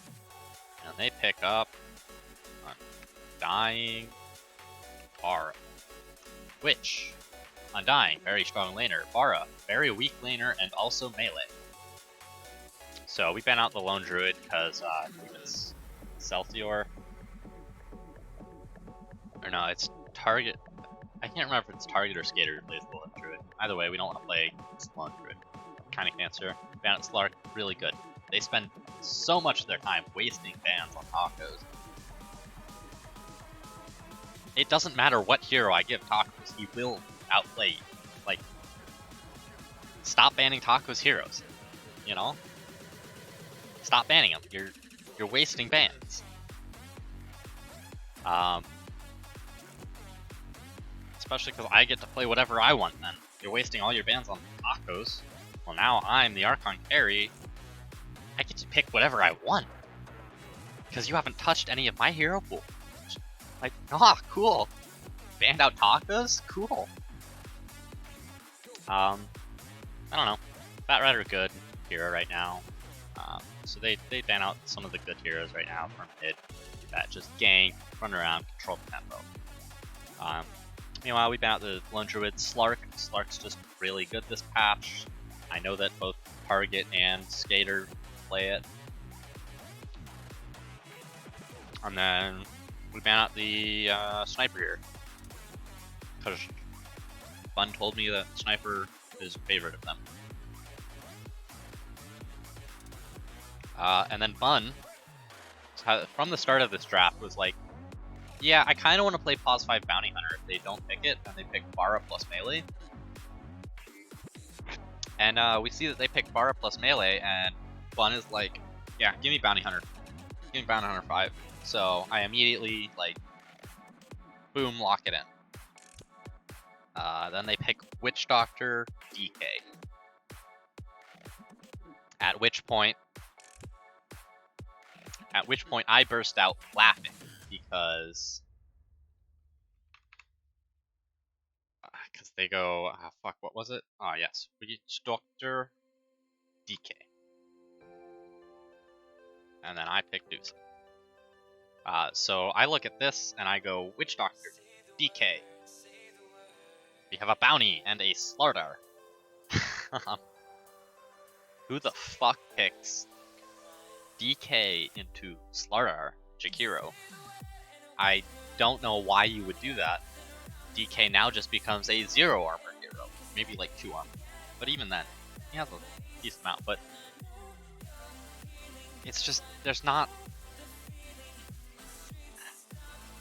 I looked at this and I was like, what the fuck? They picked nothing good against Dusa. I go, this is a free Dusa game. I get charged, who cares? Tombstone, I can hit that and hit them while they're... I get charged, I don't care. Death Ward, I do care a little bit, but also I just Stone Gaze and stand next to the Death Ward. He's gonna be facing the Death Ward, and Witch Doctor gets stunned immediately.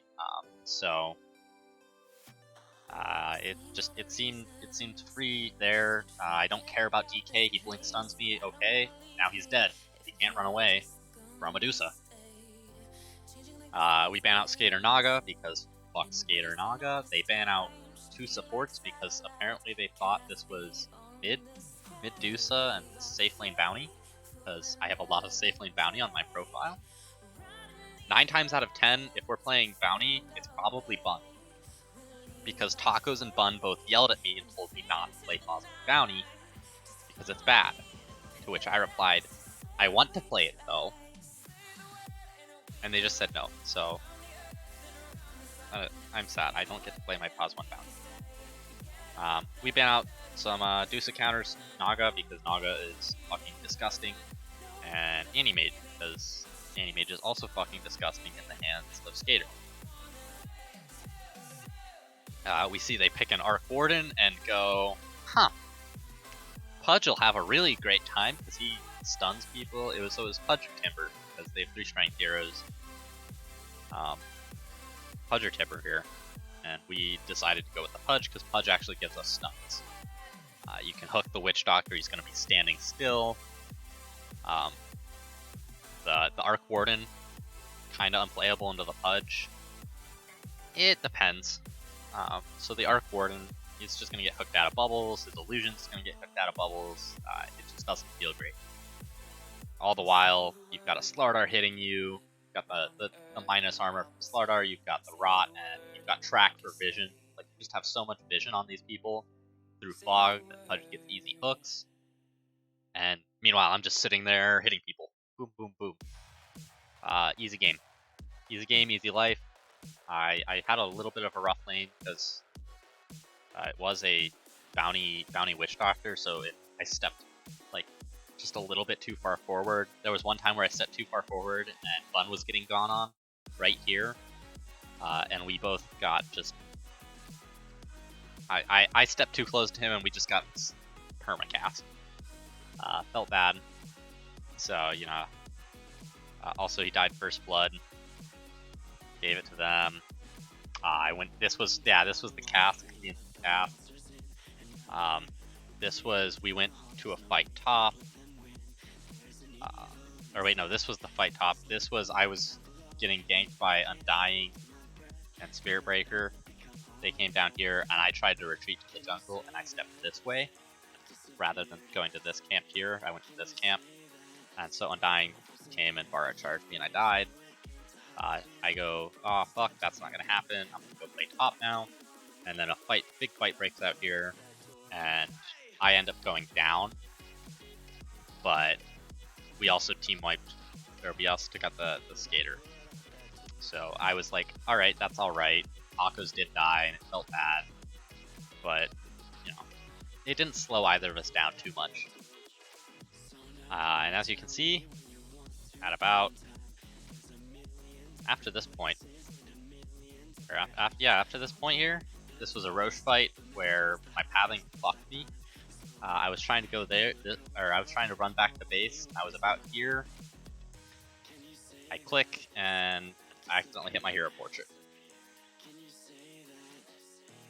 So the Pudge, and then they pick Arc.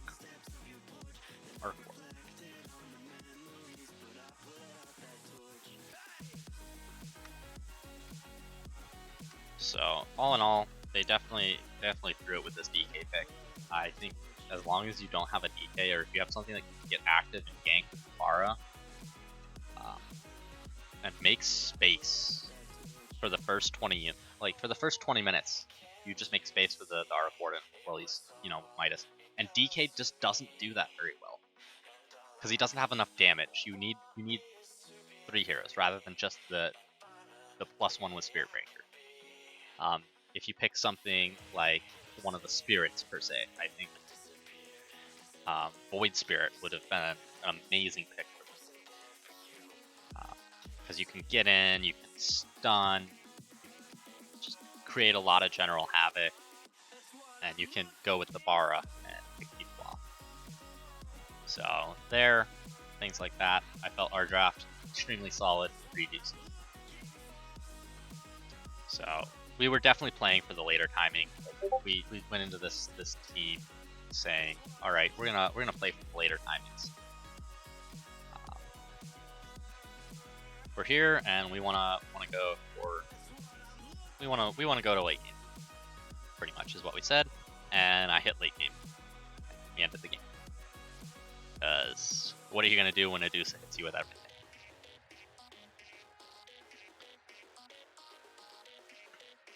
Game 2, a lot more of a stomp. So we're going to come into this where, once again, they pick second pick. So we pick up the first pick, and this time we stick with the same bans. Pretty much the exact same bans for all of this. And they do too for their first phase, but then second phase they swap out the whatever it was for the Pudge. So, coming right in, we go first pick, and once again, we're like, alright, cool. We're going to give him his pick. He's going to get the CM for Manatee. So we're like, Manatee, have a seat. Just because we knew Jakira felt like a little bit weak there in terms of like what he could do, because he'd get charged by the Bara and wouldn't be able to get enough spells down. It just felt kind of difficult, so we pick ourselves and see. Also, mana regen is really nice, along with the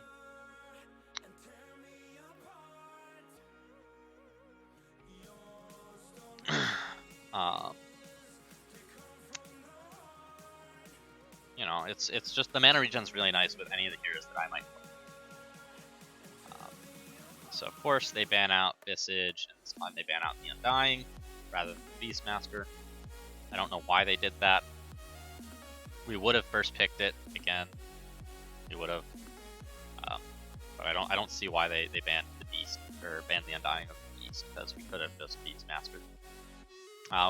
They see CM and they pick Spirit Breaker Wyvern. So all in all, I do actually like this.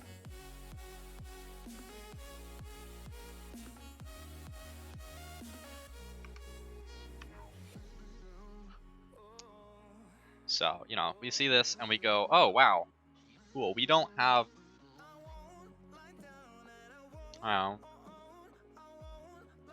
we don't want to pick the Beastmaster into this because Wyvern pretty good counter the Zoo meta. And Spirit Breaker definitely makes things a little bit hard. Take that for a little bit.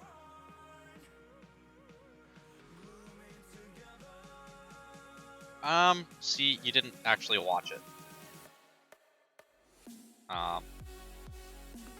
So we come in and we see this Wyvern and we're like, alright, well, what's something that's at least decent against Wyvern?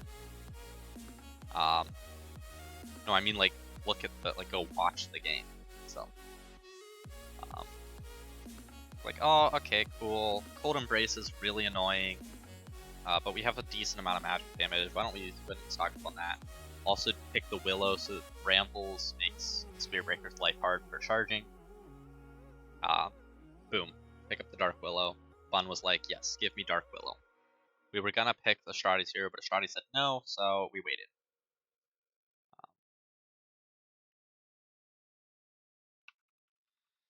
Once again, I do remember saying, like, hey, picking both of your supports in first round is really bad. But that's when you are right here in this second pick status. It's really bad in second pick status because you basically only see one hero, and now you have both of your supports left. At least here we see, alright, cool, we have their off lane, and then we have their bot. So we're pretty confident that we know where these are going to go, at least a little bit.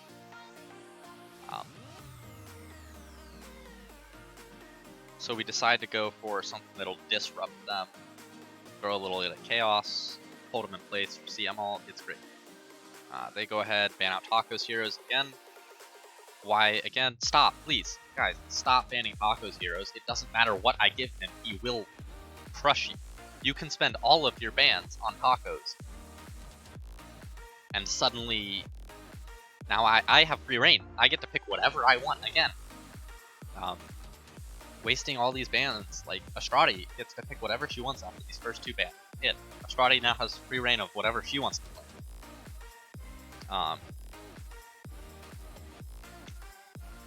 So we stick with the same bans because it worked last time. They did not feel like they were comfortable in what they were playing, and it felt like they couldn't keep the tempo the way they wanted to.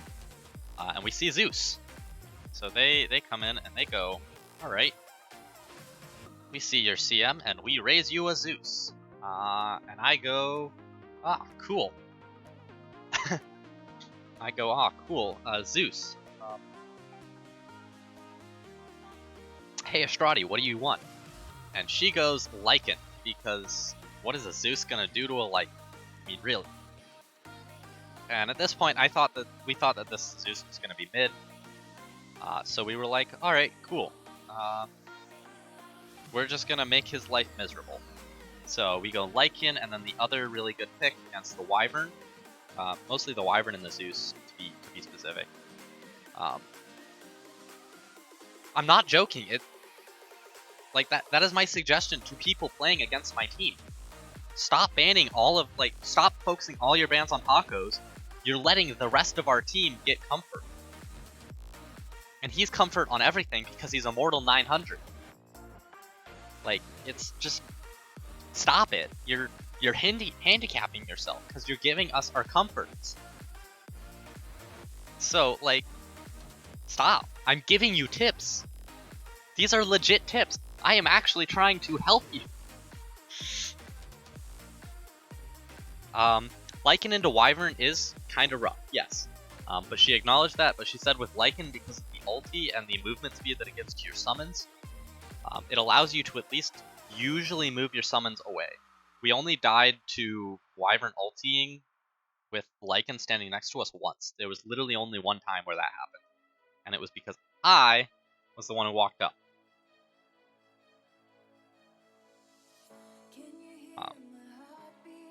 I was the one who walked up, and I was standing next to Astrade and all of her summons, and I got cursed because I did not haunt onto the Wyvern. And yeah, I died really quickly. So they see this Lycan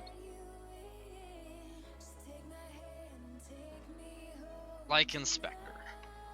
And I really like their next pick here. They pick up the Terrorblade can at least man up to the Lycan with Reflection, with Sunder. Sunder's really good against Spectre late game. I looked at that Terrorblade and I'm like, fuck, tacos, whatever you play, you need to be able to deal with the TB because I will not be able to. I'm not going to be buying a BKB on Spectre. There's just better items that are more worth my while, especially because if tacos get something that can deal with it, suddenly I don't have to worry about having to itemize to kill the Terrorblade. I can itemize to kill the rest of Terrorblade's team, as long as somebody else can control the Terrorblade and make me not have to worry. So I see this Terrorblade, I'm like, fuck, alright, cool. They needed a mid. I was looking at this, I'm like, alright, cool, they need a mid. It's probably gonna... Or no, still at this point I was thinking it was gonna be Zeus mid still.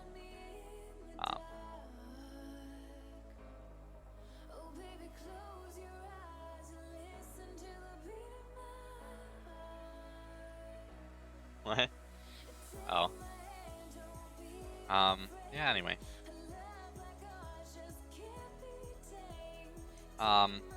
So just going in, like, I'm at this point, I'm like still thinking like, oh, it's probably Zeus mid.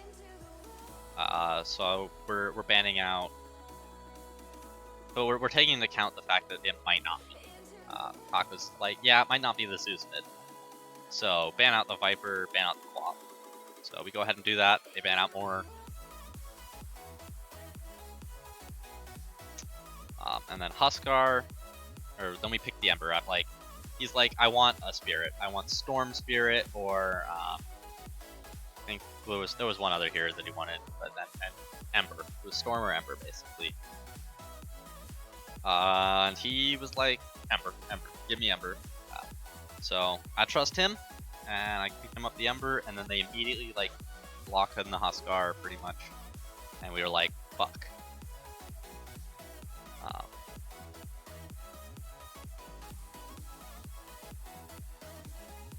Yeah, he went really well. He won the middle lane with a good gank from Bun Eater. Bun Eater came in. My lane was hard, but that's to be expected. I'm the Spectre into a Zeus Spear Break. They kind of just run at me. And although I can trade a little bit, Manatee is not the best support. I love him to death. He's very consistent, which is amazing. It's just, you know, he's not as good as a Bun Eater, so we swapped the lanes where we had Manatee come to me, and Bun gets to play the Willow there. I mean, I absolutely love him to death. It's just, again, it's a little bit different than what I'm used to, so I was glad that I was on something that I'm way comfortable with. Spectre's my most played hero. Felt great. So where I could at least recover. I was gonna go the Radiance build. Decided not to. Got Treads by 15 minutes. I had died twice, I think. No, I'd only died once, but by 15 minutes I died once, and I was like, all right, we're not getting the Radiance. I build the Blade Mail so I can go farm. Blade Mail on Spectre, that's how you go farm. Bada bing, bada boom. This game slowly just crept out of control once we hit our timings. Terrorblade was able to keep up and farm really well, just because it was pretty free for the Terrorblade to farm. We could gank him every once in a while, but he doesn't die until 25:49, because he's out there farming. He's trying his best to get what he can. Definitely through, I think, going for this Bloodthorn, because tacos, spot Lincolns. He got Lincolns before the Bloodthorn. Yeah, Skater didn't die too much. He was playing really safe. We didn't really feel like chasing him. We could just kill the rest of his team over and over. Our team fight, just anytime Lycan is up, nighttime, and I have Haunt, we just go. All in all, this game felt way easy. Just way easier than it should have. We were expecting Tacos to get dumps mid, and Tacos did not get dumps mid, so...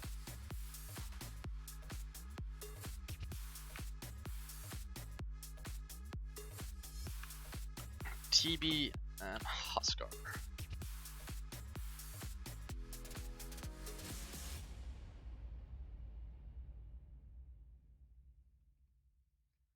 Alright, coming in for the tips that I have. Yeah, he died like 8 times last game. For tips for my team, I definitely think I have making sure that lanes are strong.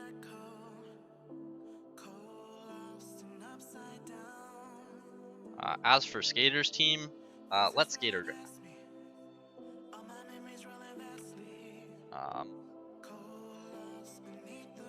For them, I think focusing all their bans on one player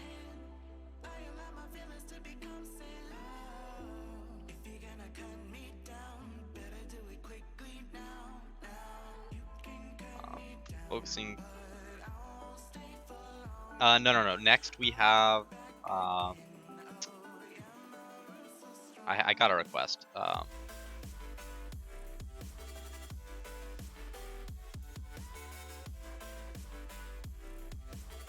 All right, Wubba requested that I do these names.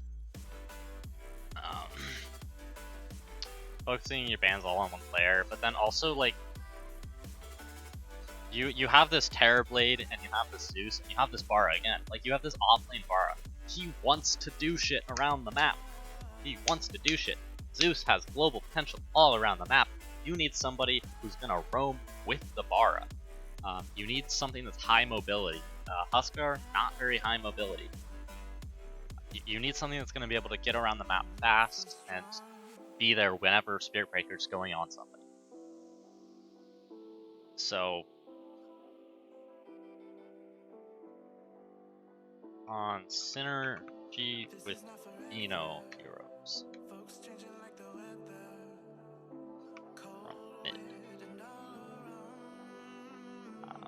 Like Bino is their limiting factor. This team, your limiting factor in drafts.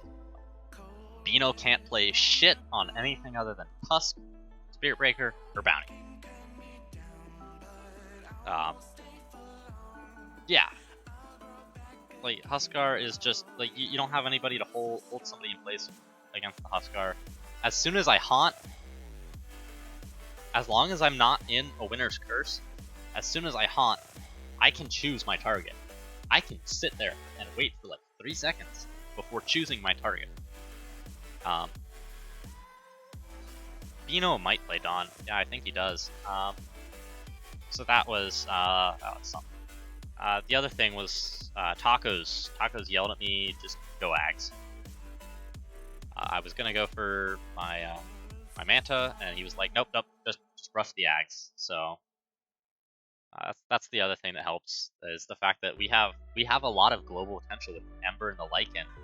They'll just run around the good, and you get this Ags, and now I can come participate in any of the kills that they're going on. It's an amazing Ags game.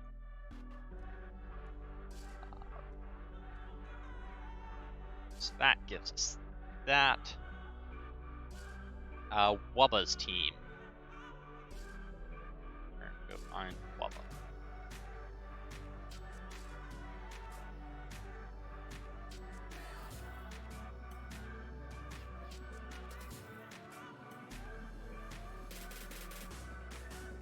Echo Saber is kind of out of the meta right now. It takes too long to get online. Nice integrity.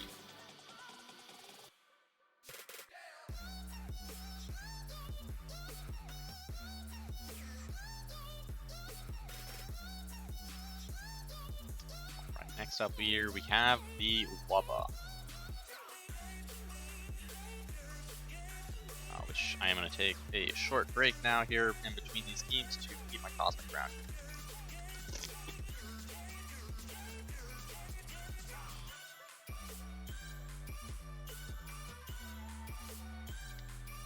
See, but Slark actually benefits from the Echo Saber Essence Shift stacks. Spectre does not really benefit. Spectre doesn't benefit too much from spending so much gold on the Echo Saber unless you're going to disassemble it in the axe.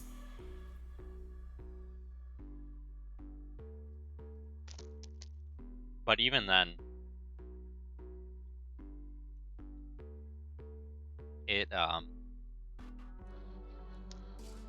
I think the Blade Mail is just better. So the Blade Mail is a little bit better in that scenario because it allows you to just farm much faster than the Echo Saber.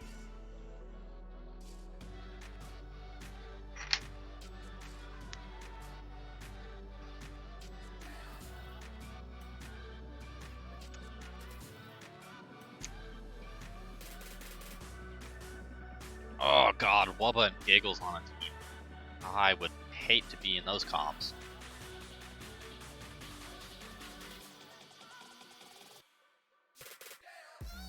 Alright, let's get into this.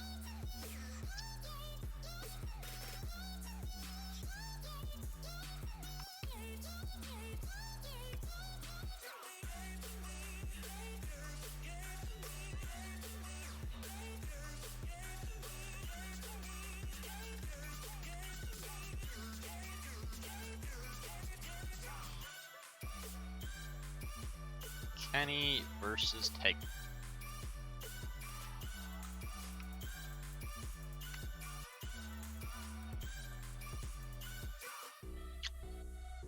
Alright, looking into this, we start off with the classic first phase Wubba bans. You're fucking stupid, you could have banned any of the things that people want to play.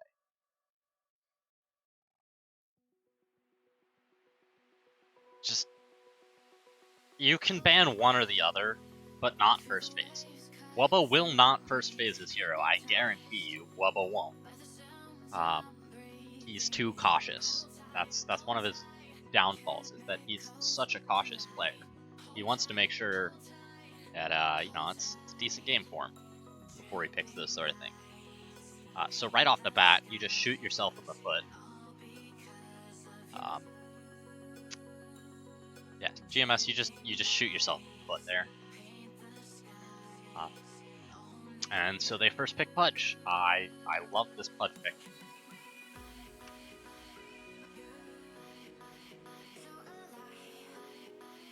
First pick the Clinks.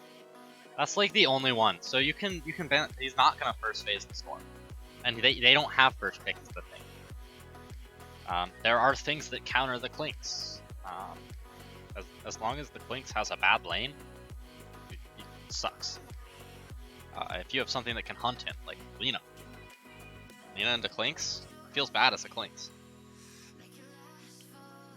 So I definitely think wasting these two bans here on that when you can get rid of some of those meta kind of really good heroes. Pudge is still insanely solid just because of how easily he hits those timings. Like, it feels like you're going to hit the timings. So in response to that, I do like these responses where you pick the AA, and I don't actually like this Marcy and then banning the Slardar on yourself. Slardar is one of the really good heroes against this Pudge. Let's see, Marcy did end up going off lane. So I think at this point, even though they do have that 8 pick, you're pretty sure that this Pudge is going to be core. And they have left in both of the Ursa, or the Ursa and the Slardar are both left in here still. So you can still really easily go on this. Oh heck, I just realized the light. It's hard to see me now. Let's go ahead and fix that.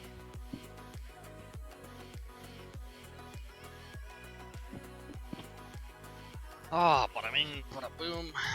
Let there be light. So, coming in here, you pick AA Marcy. I like the AA pick.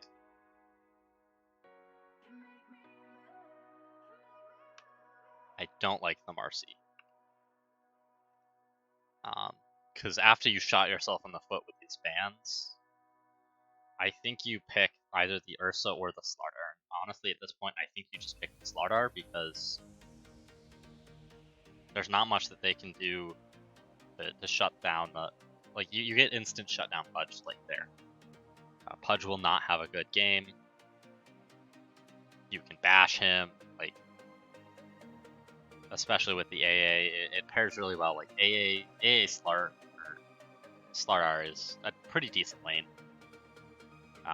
So then they pick the Bane. I really like it. Yeah, I think they are weird bans at best. You know, you're coming in here, so they pick up the Bane. I like the Bane. You get good setup for Hook with both Nightmare and Feed Script. He's a really strong laner, so that really helps secure your lane here from the Pudge. If you do end up running it safe lane, which I don't think they did. Yeah, they did. They're in off lane. But even then, like, you still, like, all in all, I see Pudge Bane, that can be a very solid lane. Of course, they ban out the Ursa because Ursa blocks Pudge, and then for some reason, GMS... Yeah, Shea Doctor. Yeah, they shoot themselves here in the foot, banning the Slardar.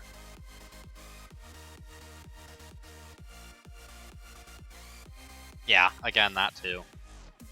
If you're gonna pick this Primal Beast as well, ban out some of the things that Primal Beast can't lane against. He can't lane against the Lifestealer, he can't lane against the Jug. They both just BKB and walk away, basically. So, really don't like this Primal Beast pickup.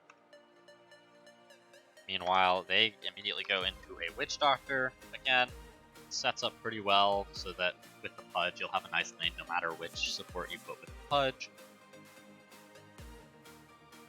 Witch Doctor also just one of those really good RD2L heroes. And of course, now you see this Primal Beast, you're like, oh, well, how can I make Primal Beast life hell?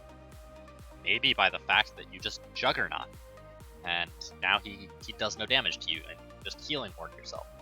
The Bane, he's gonna brain sap himself back to full if you try and go on him. Or he nightmares and just walks away. I really...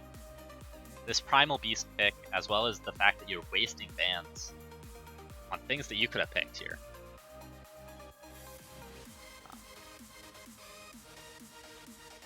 He does. Of course, you know, you go, alright, cool, pick the Sniper, sit in the back. But I really don't like this against the Pudge and the Jug, because both of those heroes will itemize to get on top of you. As well as Pudge can just do that himself. So, and you don't have the greatest frontline here. If they didn't have the Jug or the Lifestealer, and they had a different carry who could not deal with the Primal Beast, I would say you have plenty of frontline. But as it stands, I see Primal Beast not having the greatest laning stage, so he's going to be underwhelmingly tanky at best. Where maybe he'll go down to like a quarter health. But at that point, he doesn't want to stay in the fight anymore, so he just backs off. And now you just have some pretty easy free setup on the Sniper. I like the bans, at least in this last phase, where they're like, oh fuck, Sniper's really bad at getting ganked. So they ban out the Wubba Puck, and the Wubba Bat Rider. So I can respect that. They apparently start banning out 5s here on Integrity, because maybe they think that Marcy's mid, or Primal Beast mid, Marcy off lane, or Sniper mid, something like that. Anyway, these don't really matter that much. You already, with your 4 against their 4, you're winning pretty much most of these fights.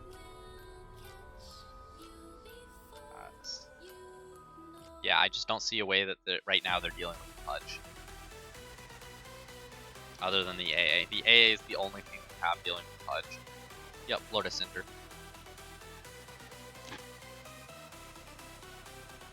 It's actually where Arc Block comes from, Are you afraid of the dark? except it's a pun because it's Arc as in boat, and then Lock as in lake, so it's Boat Lake. That's the origin behind my team's name. It's ARCLOC, translated into puns. And of course, Wubba picks Wind Ranger, because he's Wubba.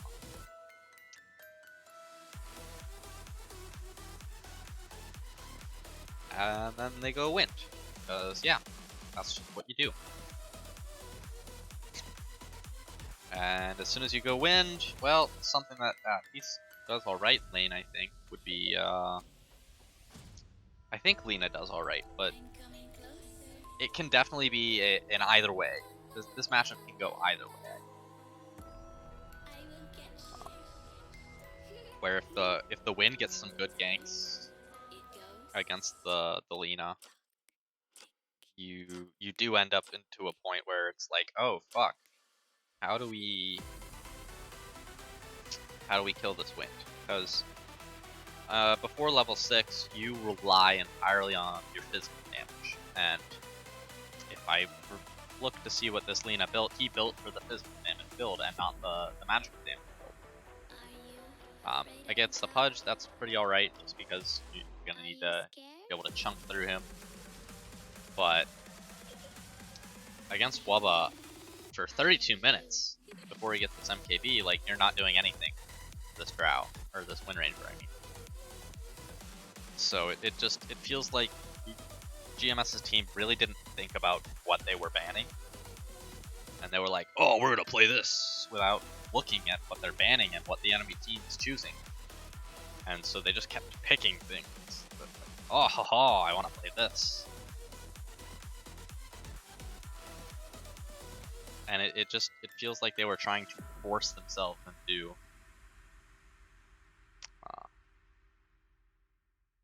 they were trying to force their lineup to do something that it wasn't equipped to do because of your bans.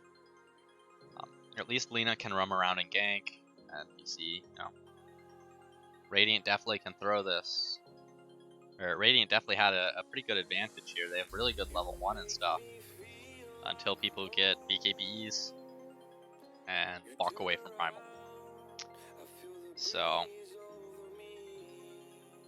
yeah, I don't.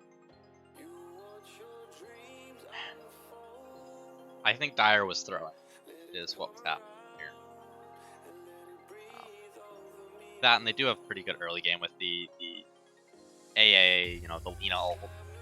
So they can really move around the map early and kill people. But I don't think, yes, it is technically Dark Souls, because somebody said my name Arctis, which is my name, sounds a lot like a Dark Souls boss, or a Lord of Cinder. So that's where that came from. I am Arctis, the Lord of Cinder. Or Arctis. Or Arctes. Or Arctes. You can pronounce it however the fuck you want. Anyway, my main outcome of this is like, what the fuck are you banning us? Yeah, and then Arctizi is of course Arctizi reference because I am best carry NA. So going game 2 again, you just waste these bans and wow, look at this. They pick Pudge again. Wow, I'm so shocked. You let them pick Pudge again.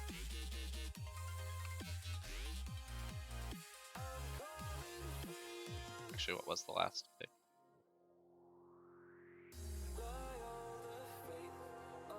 Yeah, Lina.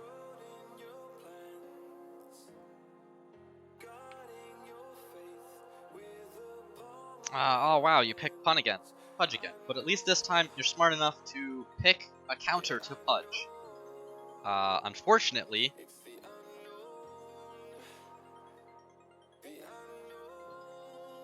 this time you fucking first phase it.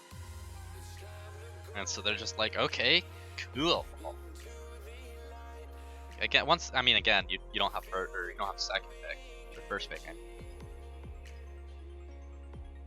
So like, you don't get to even like counter the Pudge after you see 2 heroes. So, you do pick the Ursa.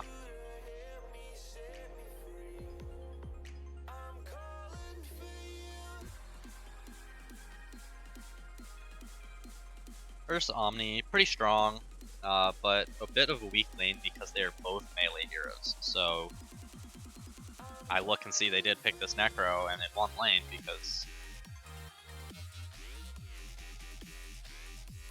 Oh wow, surprise surprise, double melee into Necro hurts. I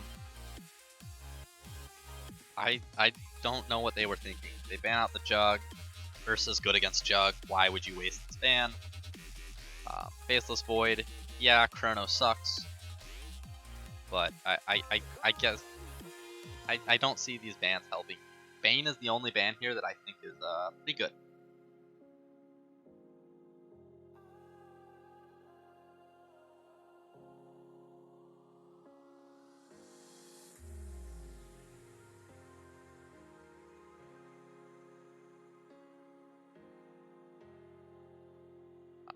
So the only ban here coming out of GMS team I like the ban. So they go Pudge and then see Ursa, and they're like, all right, cool. We save our Ursa with an Oracle, or save our Pudge with an Oracle, and now Ursa just ends up dying because his thing runs out, and Pudge, still gets off the full heal from Dismember. So he's gonna heal up with the Oracle. So, yep, ban up the things that fuck over Oracle. And then they pick Tiny. So what their plan here is they want to gank. Unfortunately, you can now move this Pudge mid and Pudge mid against Tiny as a free. Unless you go Magic build Tiny, which it doesn't even go mid. They pick Razor mid. Fuck am I looking at?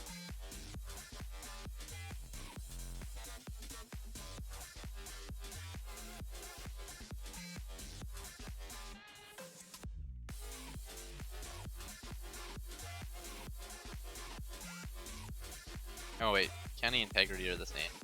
Oops. This is GMS.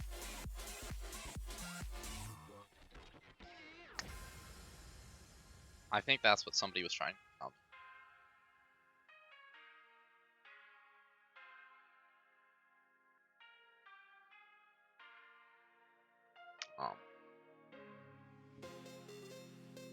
Ursa Omni, and then 2 Tiny. Razor. Pudge Oracle into the really solid DP Gyro. Just, I'm gonna be honest, I don't like.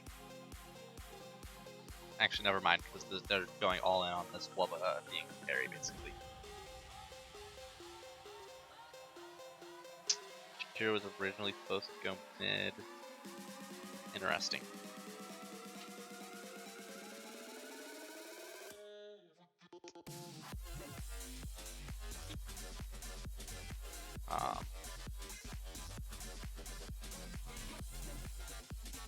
No, I think this Shakira was meant to be offlane from the start.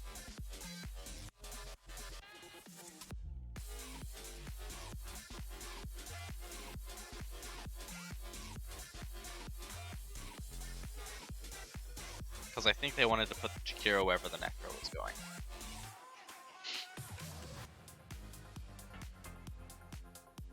Yeah, they wanted to put the Shakira where the Necro was going to go.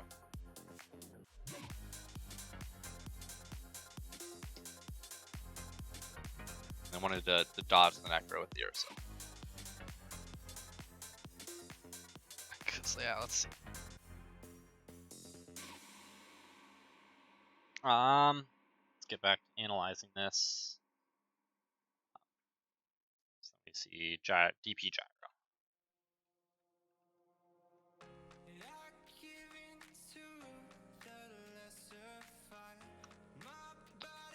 So with the DP Gyro, now you've locked in your team fight, and you have a lot of these slows and silences.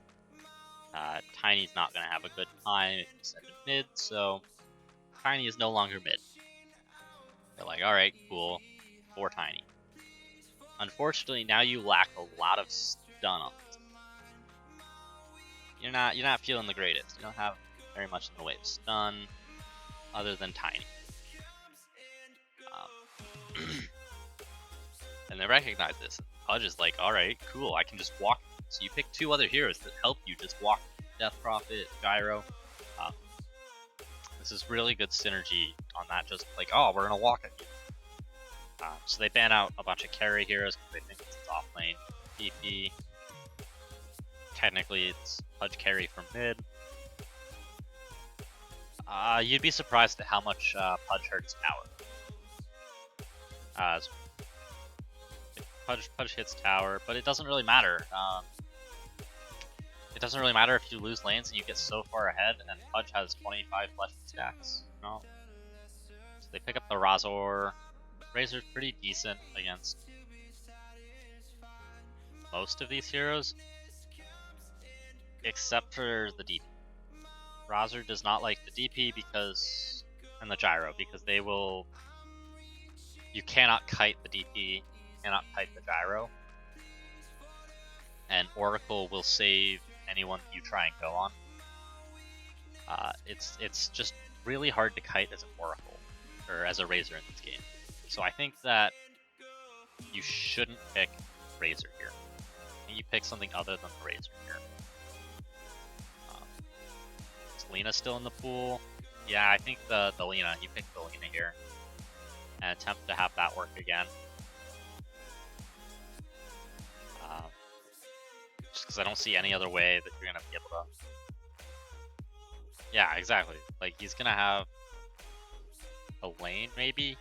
But if he's laying against the Pudge, which he does, you still don't have, like, unless you...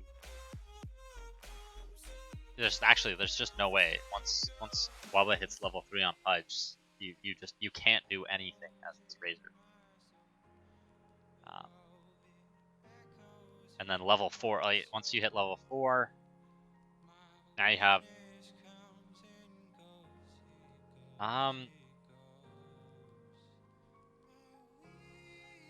Yeah, against the Necro.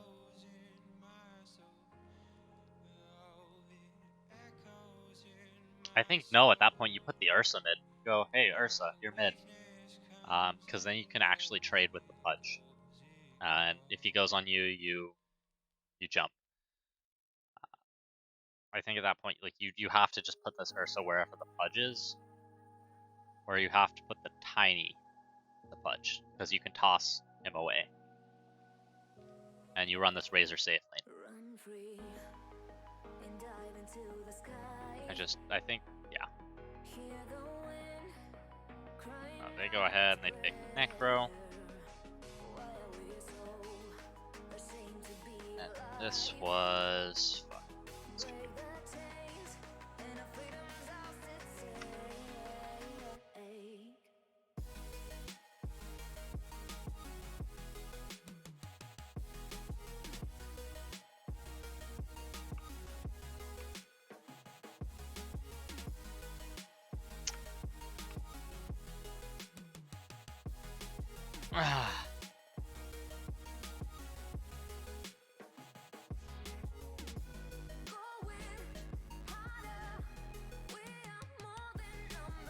yeah, see ya, guys. You're welcome for all the content. This will be going on probably one more. 1, 2, 3, 4, 6, 7, 8. Yeah, we've got one more.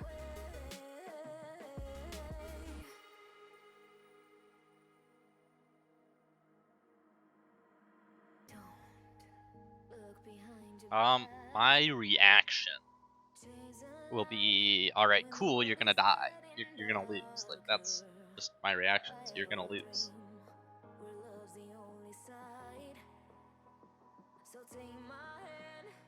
Yeah, Pudge, yeah, the Pudge, you have to send somebody like the Ursa or the Tiny against the Pudge.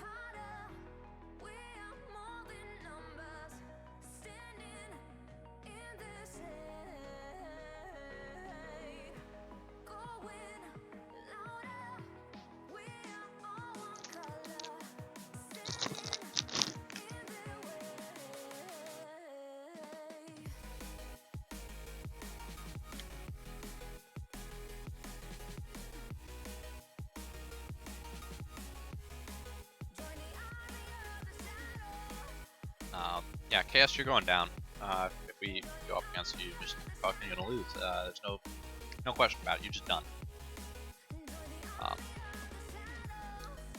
My big thing here for Kenny's team is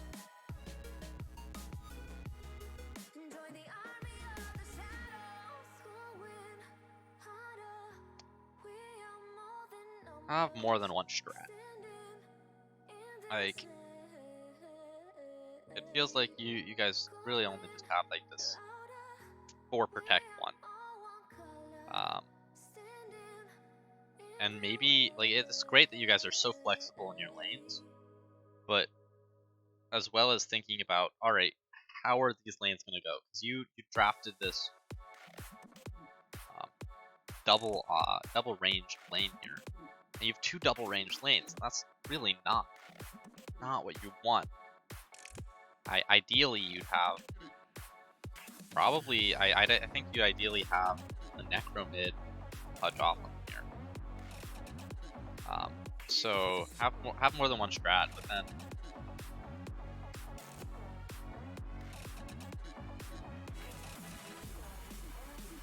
consider I believe it.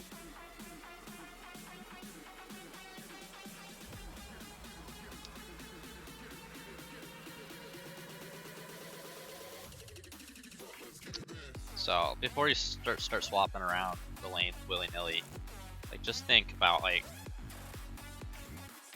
what are they looking to do here, as well as double range.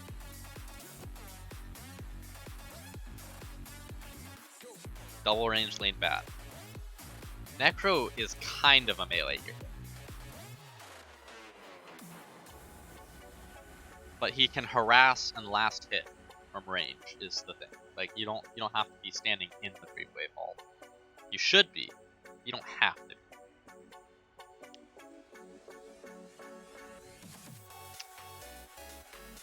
So that'll be that for that series.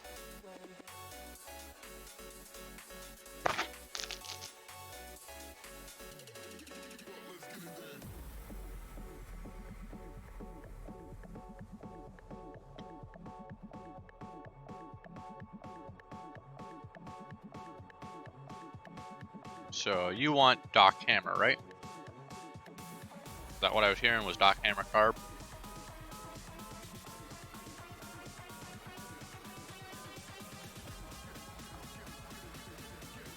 That's why, it's because Yumi team.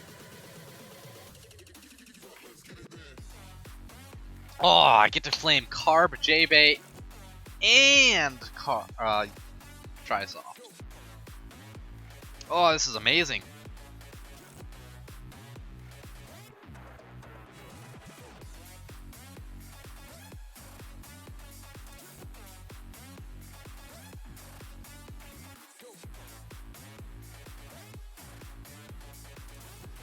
Alright, let's get into this.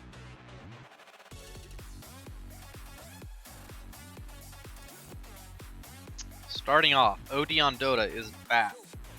Fun fact, I was the one who created that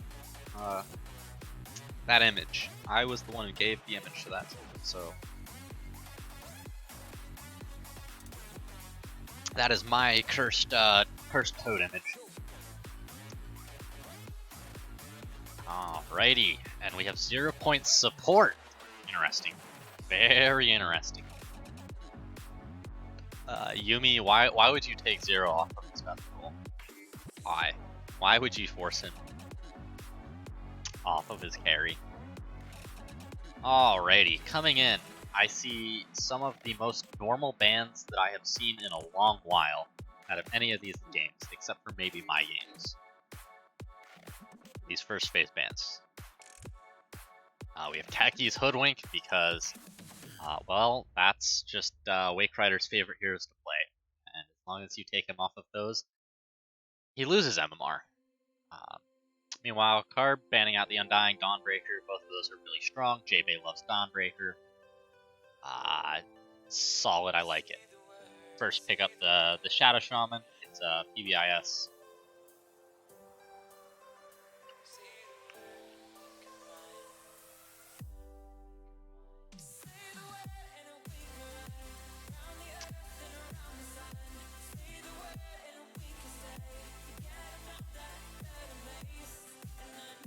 And then who's the other?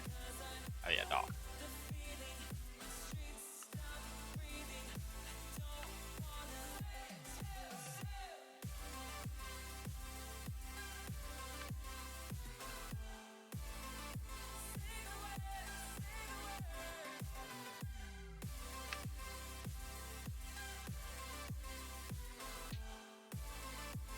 Alright, so come on out, Carb, just immediately, boom, give PBIS his, Shaman. One of his favorite heroes, Mans plays it pretty well. So, we'll say, yep, really decent there. And then you guys, immediately over on Mercy, go CM Phoenix. And I also really like this start, CM, you can hold people in place there. While Supernova's going off, you have CM ult and Supernova going off at the same time. It's just a shit ton of magical damage just being dumped out. I really like this opening.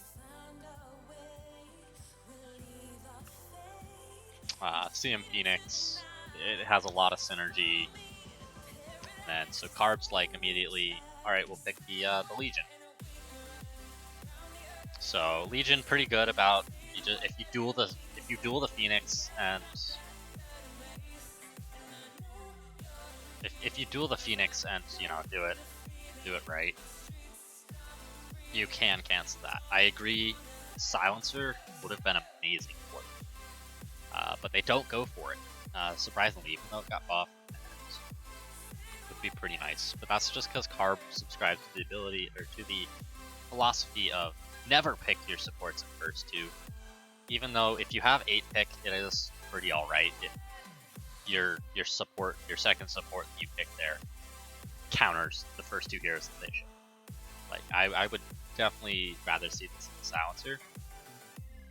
Then you start banning out save heroes because save into Legion sucks ass. So, and then they ban out things that hit Tombstone. And then they pick the Snapfire.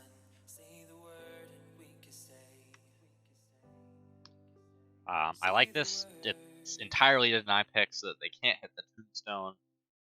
And then they come in and say, Faceless Void Lina. I will say this seems kind of,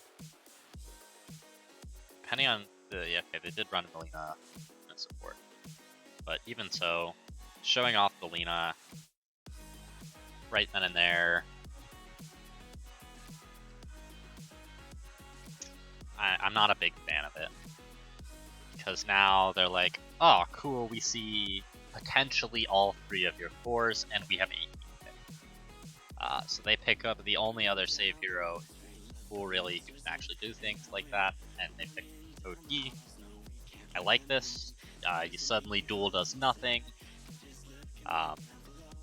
Void can get fucked in Chrono before BKB. If he doesn't Chrono, like at this point, Void needs to Chrono Phoenix, Snap, and OD.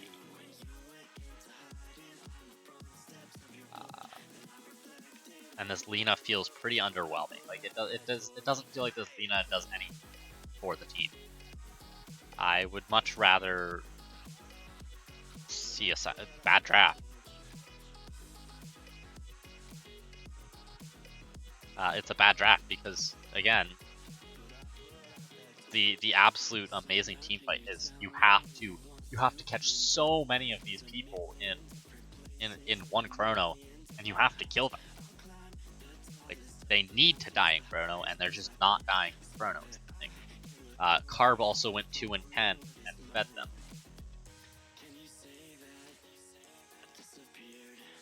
Yeah.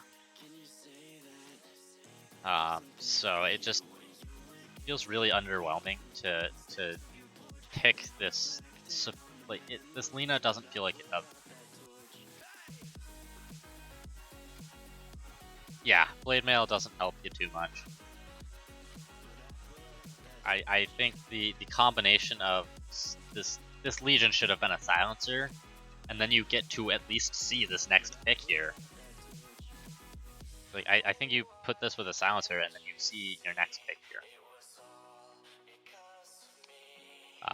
Faceless Void, he's gonna have a hard lane either way. You just get CM, just run at. Anyway, they're banning out these things that they can't kill. Slarix the Deuces. Void doesn't have fun against them. And then they pick up the Zeus.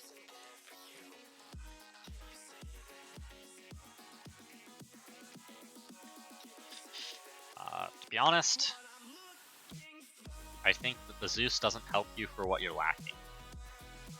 He does shit out damage and definitely can do it into the chrono, but at this point your problem is the fact that you don't have anybody up hitting the egg. Nobody here hits the egg except for Lee. And she's a support, and she's not gonna be able to do it. She's just gonna get OD'd.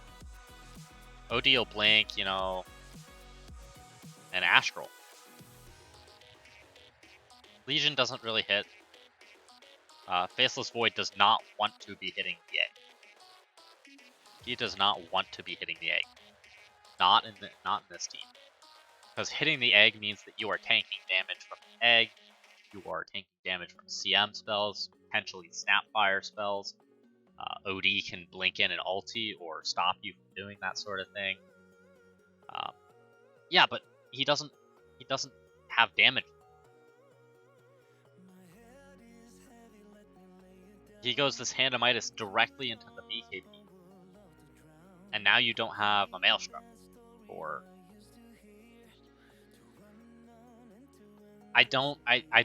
there's somewhat good synergy here, but you don't have this. It's like this Legion doesn't help you that much then. Did he? Okay.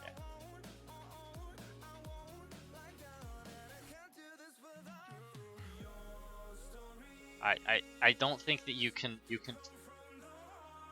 should have a silencer here, and this game becomes a whole hell of a lot easier. Because now you can cancel Snapfire ult, CM ult, stop Phoenix from egging. OD does not like being silenced at all. Wraith King, he doesn't care one way or the other, but that means that you can kill off his team. Or, while his team is entirely silenced and does nothing, you kill the Wraith King.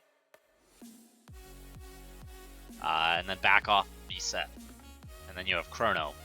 Boom, now you can go Chrono 5 people with Zeus, you shit out some damage. But it feels like it's so easy for, as long as you can just dodge Legion, or make Legion have a bad game, suddenly you can just run at this enemy team and they don't care.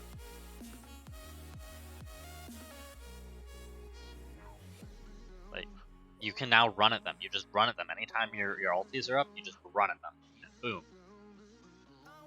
They have no escape. They have no counter initiation.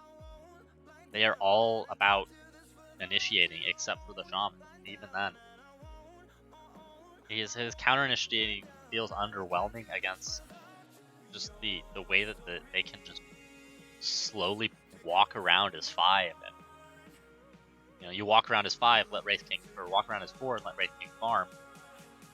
And I just don't see the other team being able to deal with that.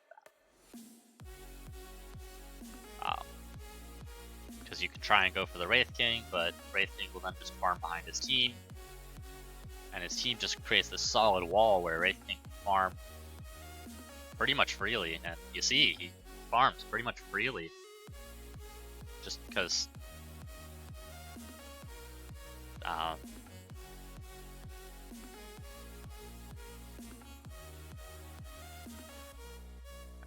it's just, what are you talking about? Potatoes lost mid. It was a mid Phoenix.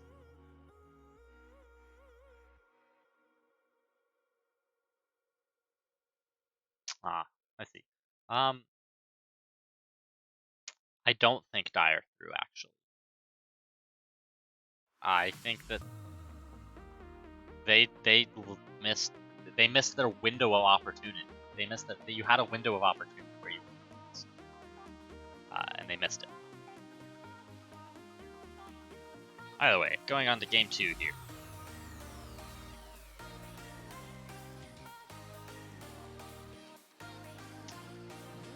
This time they change up the bands a little bit, and same first pick. There we go, Shaman. And then they see CM Pango this time.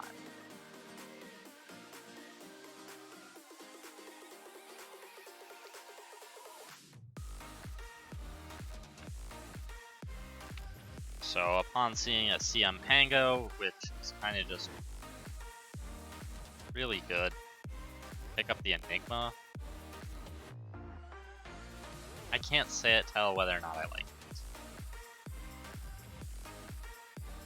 On one hand, you're always going to have an impact because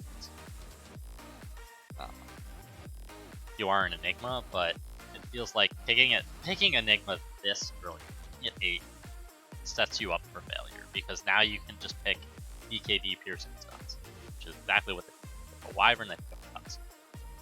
And these BKB piercing stuns mean that now Enigma just doesn't do shit.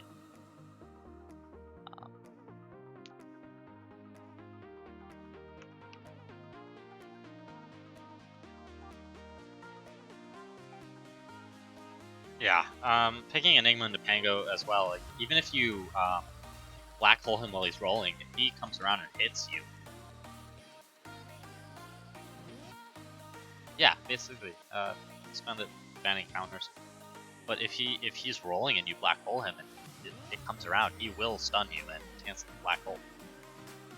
It also feels like the Pango can lane.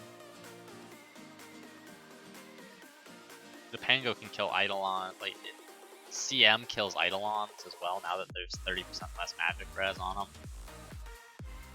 It feels like you have ways to deal with the Eidolons.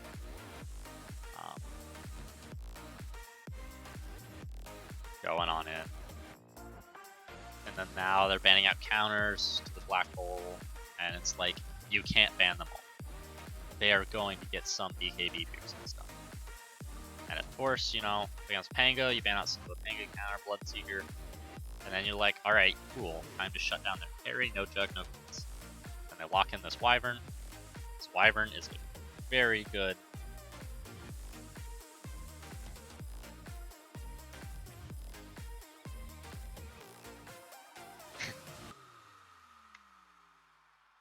It's just a very good Wyvern game. You just bonk them, and suddenly you pick a Drow.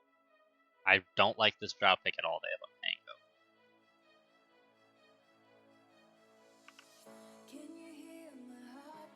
Pango. They have a Pango, Drow, and Dot. I get what they were going for here. Drow and Dying can at least lane pretty well.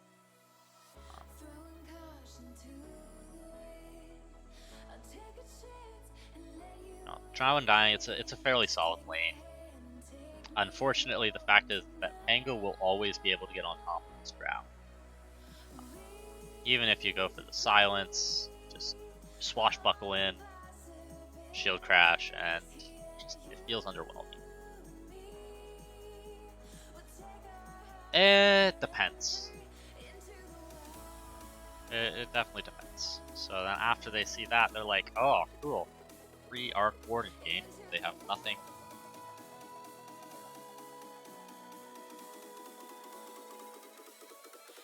Yeah, Draw likes cooking people, and Dying enables that.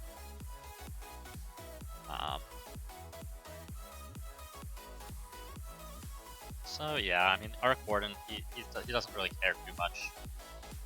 The only thing that he really cares about here is getting black holed, but he's got his Pango and his Wyvern to stop that if that ever happens. And they ban out some of these off lanes, so Snap, the Dawnbreaker. They probably know that this Pango's good. It must be a potato special, I think. And they're like, alright, we'll take this game later than you can go. On Dire. They ban out some of these mids.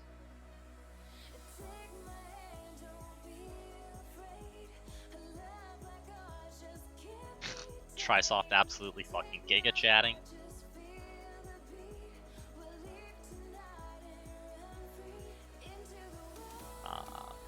And then they pick up the Wind Ranger for Freighter. And it just feels really underwhelming. Like, Wind does not have a great time against Tango. Wind does not have a great time against Arthorden. Arthorden likes to build. Like, Wind does not like being hurt. Like, all the heroes showing so far counter this Wind Ranger. And they go, alright, cool, you picked Wind Ranger, we picked Tusk. And that's another BKB piercing disable. You have save there, where if somebody gets, you know, gone on by the Shadow Shaman per se, or shackled by the Wind Ranger, Tusk just blinks in and boom, save. J-Bay, it's also a J-Bay special. It's a J-Bay special, so I look at this and I go, cool.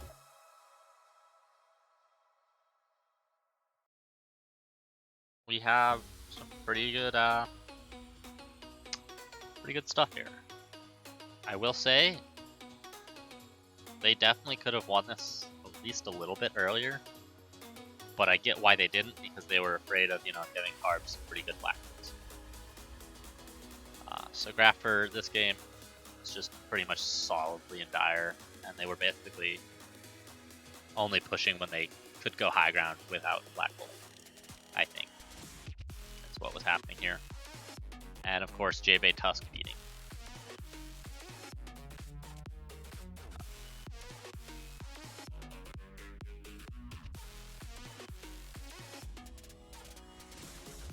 Yeah, no, they didn't have advantage here. Because you gotta think, this entire time where even if they're doing that, this Wraith King has total free farm. Look at this guy, he has total free farm and he's killing Carbon lane, is what's happening. Or he's at least killing the Lina. But no, like, you know, Lina dies. Legion dies twice. Legion's just...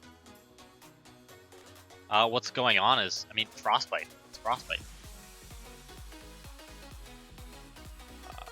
Legion runs out of mana.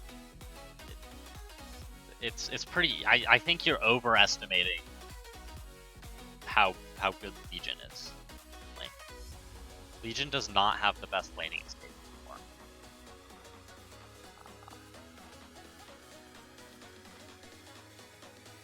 Definitely gonna go in here, and we're gonna start saying too focused on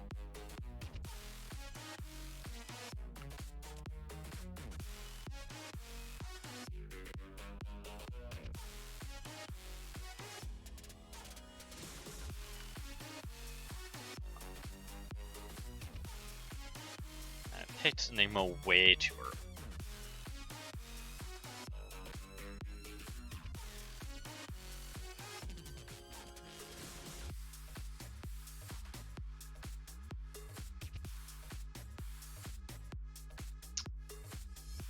I think the other thing is, like, you've gotta think about your synergy.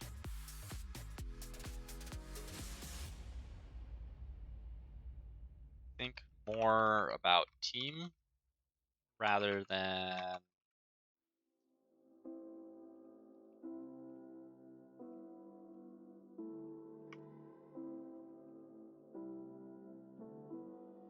so, like, where they're like, to me, this game one draft feels like, oh yes, these two heroes synergize well together, these two heroes synergize well together, but these 5 heroes together don't really synergize as a whole. At least not against the other team. Whereas the other team, it feels like CM, Phoenix, the Snapfire, the OD, these all synergize with each other. The Wraith King is just there to deal damage. He can't get immediately blown up entirely out of the fight usually, because you have to waste spells on him, and now those spells go down, and so your team is able to come back and refresh. Whereas game 2,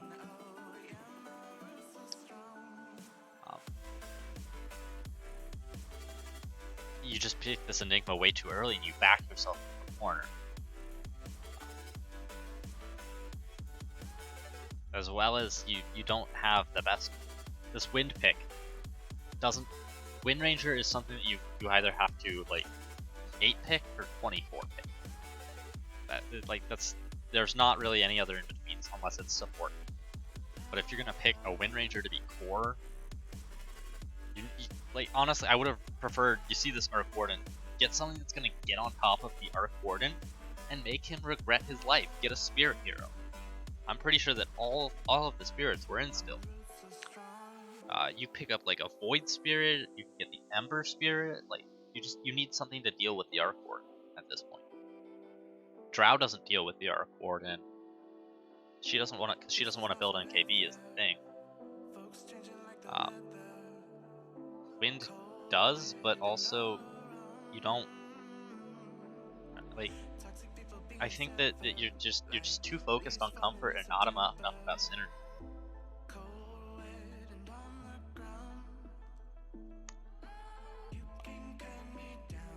My tips for this team would be think about how your team fights are going. Think about how your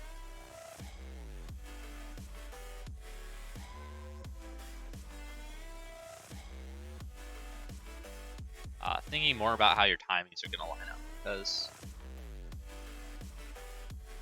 if this game goes a little bit more even, you know,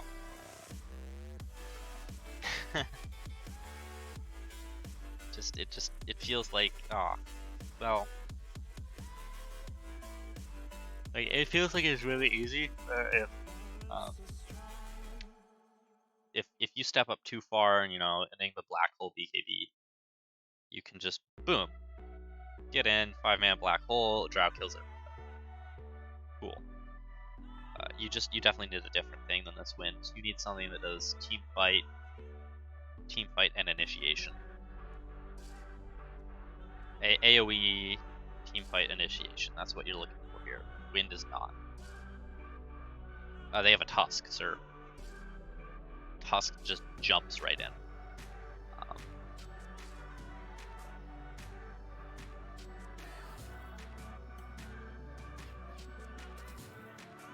Pretty much. I mean, that was their strat. Was like, all right, cool, send in the Tusk.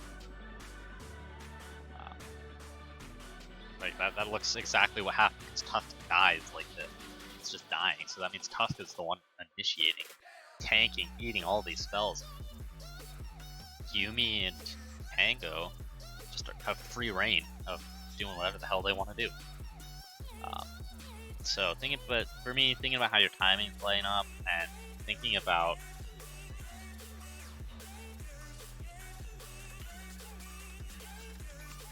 getting good initiation. Like, I think both games they didn't really have much initiation. Game 1 they definitely did. Yeah, game 1 they don't have any initiation. They're basically a wall, a counter initiation wall, where sure Dire can go in, but as soon as Dire does go in, you pop your ults and boom, they do nothing. And if they do, you put your Wraith King out in front and have him tank the gank. You know, Reincarnation gets used, but they've already used some spells, and now you know where they are. You know, just it seems pretty easy for them. Anyway, I think that's gonna do it for me tonight. My throat is starting to really hurt, and I am getting really tired. So we are going to go ahead and end the stream there. Thank you all for coming out tonight, watching the content. The VOD will be available for later, and I will, in fact, be putting this. I will be putting this this document here up in content, so that any of the 5 here go ahead and see. And I think I'll do this next week. We'll see if I have time, but I probably should. So this might become a more regular thing where I go ahead and give a stream recap on some of the five games that people tell me to. or 5 series, and I'll go review your drafting. So thank you all for coming. Cheers.